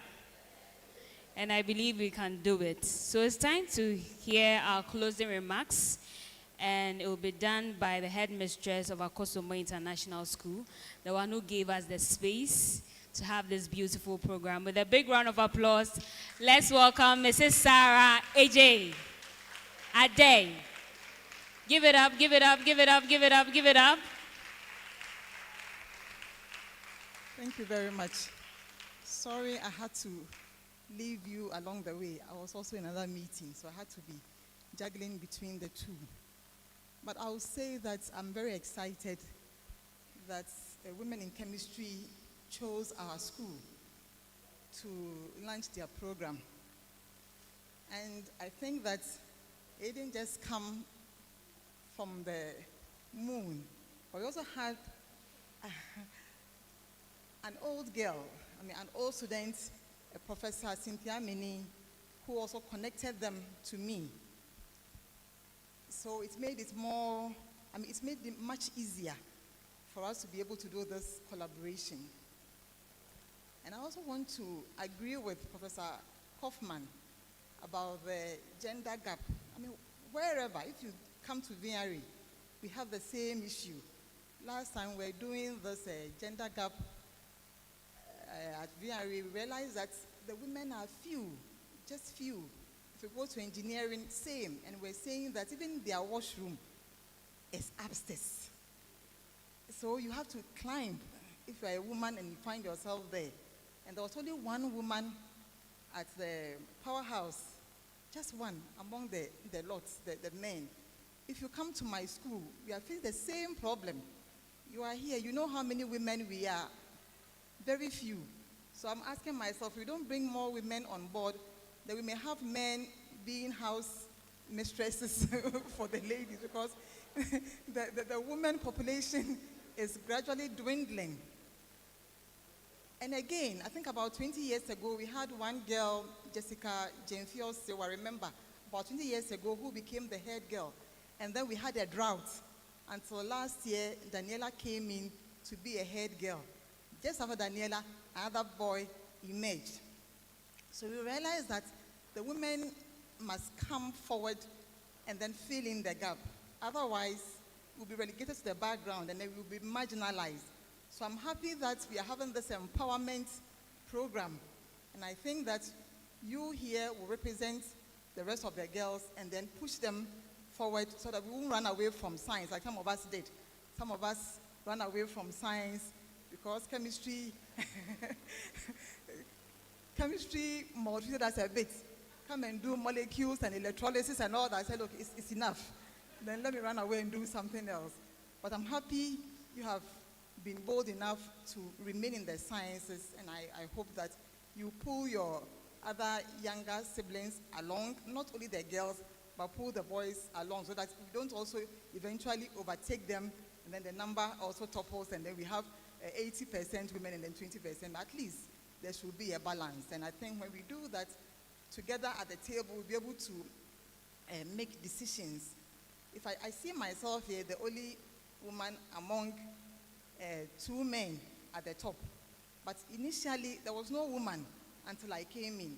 And sometimes when we are thinking about issues with girls, it becomes very difficult because they are men. They may not even think about the kind of things that will make us happy. They are thinking about hard things and then leaving the soft one. But when we have a woman at the table, there's something that the men may not even think about, but quickly you can bring it and look, this one too is equally good. It will benefit the ladies. Let's do this, let's do that. And then eventually we are able to achieve a lot.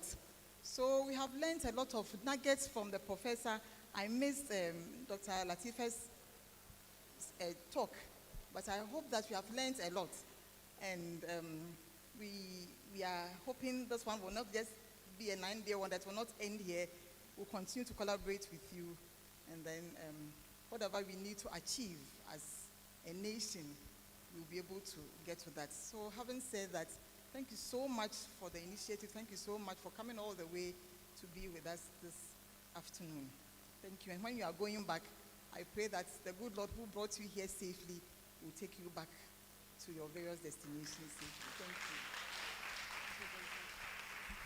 So before Madam takes her seat, I want us to climb and do a bit of presentation on behalf of the Women in Chemistry Network.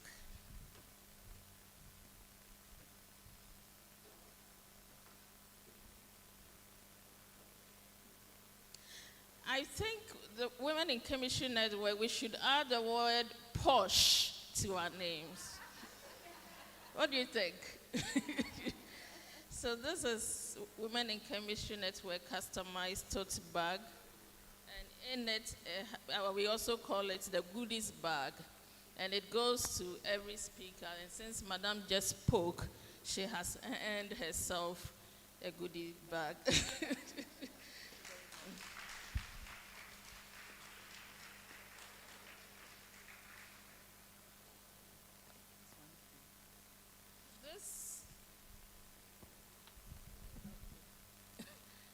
Oh, you hold it and then I talk. So this is a plaque of appreciation to Akosombo International School for opening your doors to us so graciously. We have been to schools, but this was very smooth, very relaxing, and we really appreciate the warmth that we've enjoyed. And in order to cement that relationship with a physical, tangible item, we decided to present, or we have decided to present this plaque of appreciation. Women in Chemistry Network wishes to say a very big thank you to Akosombo International School, AIS, for hosting the UN International Day for Women and Girls in Science and Iupac-Gwb Women Breakfast. Thank you from the leadership team.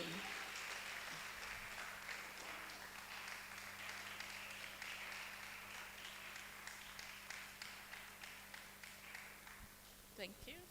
Want to say something? On behalf of the Managing Director, the staff, and the entire students of Akosombo International School, I wish to express my heartfelt appreciation to Women in Chemistry Network for finding us worthy to be here and also presenting this to us. This will be a lasting memorial to us, and we will cherish it so much. for the rest of our lives. Yeah. Thank you.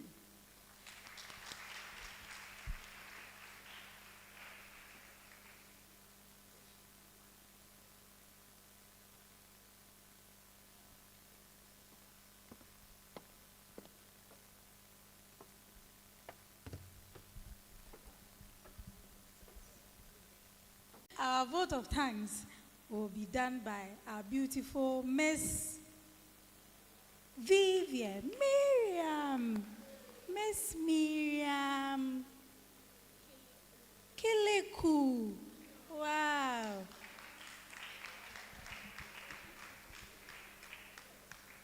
Good morning, everyone. Oh, sorry, good afternoon. I deem it a great honor to offer this vote of thanks as we conclude this inspiring session in commemoration of International Day of Women and Girls in Science and Global Women's Breakfast. First and foremost, I would like to thank the Almighty God for gathering us all here today and for making this day possible. Next, I would like to express a heartfelt gratitude to Professor Marian Nkansa, who is also the founder of Women in Chemistry Network. Your effort in maximizing visibility for women in chemistry is why we are all here today, and we could not be more grateful. Thank you so much, Ma. To our able, ever-loving headmistress, Miss Sarah Frida Ade, thank you for being an exemplary inspiration to us as girls and for chairing this occasion and for opening the doors of AIS for us to host this program today. To our wonderful speakers, Professor Elsie Kaufman and Dr. Latifatu Muhammad, thank you so much for gracing us with your presence as well. Your individual insights into the reality of how the gender gap is real and how it can be bridged were not only enlightening, but more importantly, a source of hope for us girls here today who are just beginning our journey in chemistry and in science at large. We also have members of Women in Chemistry Network, both online and in person with us today. Please let's give them a hand of applause. Thank you so much for being with us. And finally, to our audience, AIS students, thank you so much for your participation and your thought-provoking questions, which fueled today's program or occasion. And finally,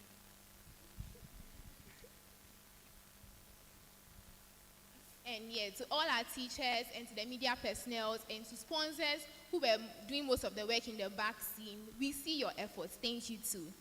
Finally, I would like to say that it is my hope that in the very near future to come, women and girls in science would be at the front line, but we'll be there with the men, leading STEM and being a beacon of light for the next generation. Thank you very much.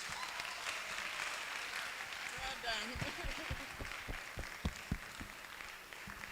That's an eloquent scientist right there. Thank you so much for that vote of thanks.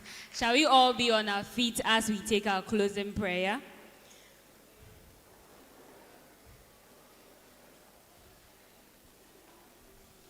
Miss told us that she was going to sing for us. Do you remember?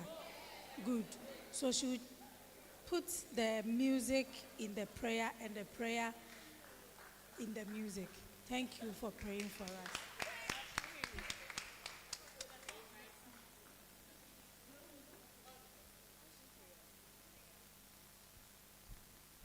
Please, shall we close our eyes? Lord Almighty, we thank you for today's opportunity, and we thank you for bringing us here, gathering us here to learn about our future. Lord, we thank you for all the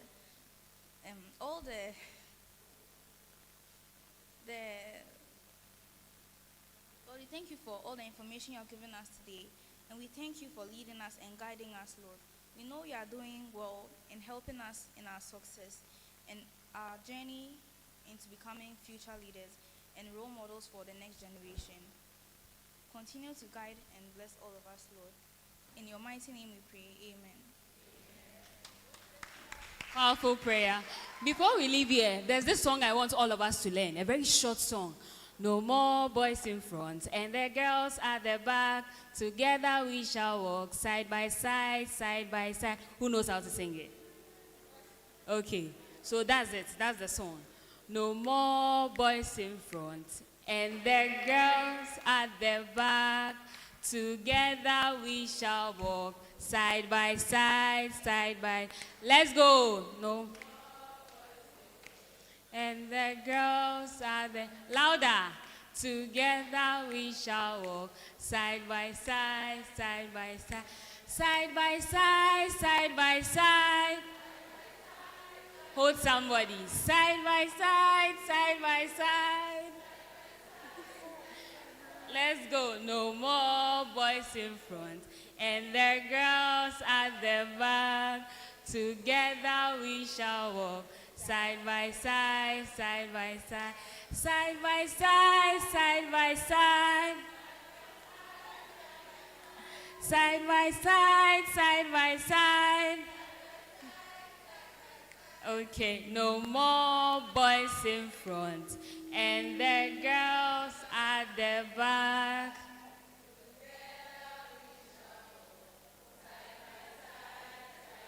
Thank you all for coming. Let's give a big round of applause to ourselves.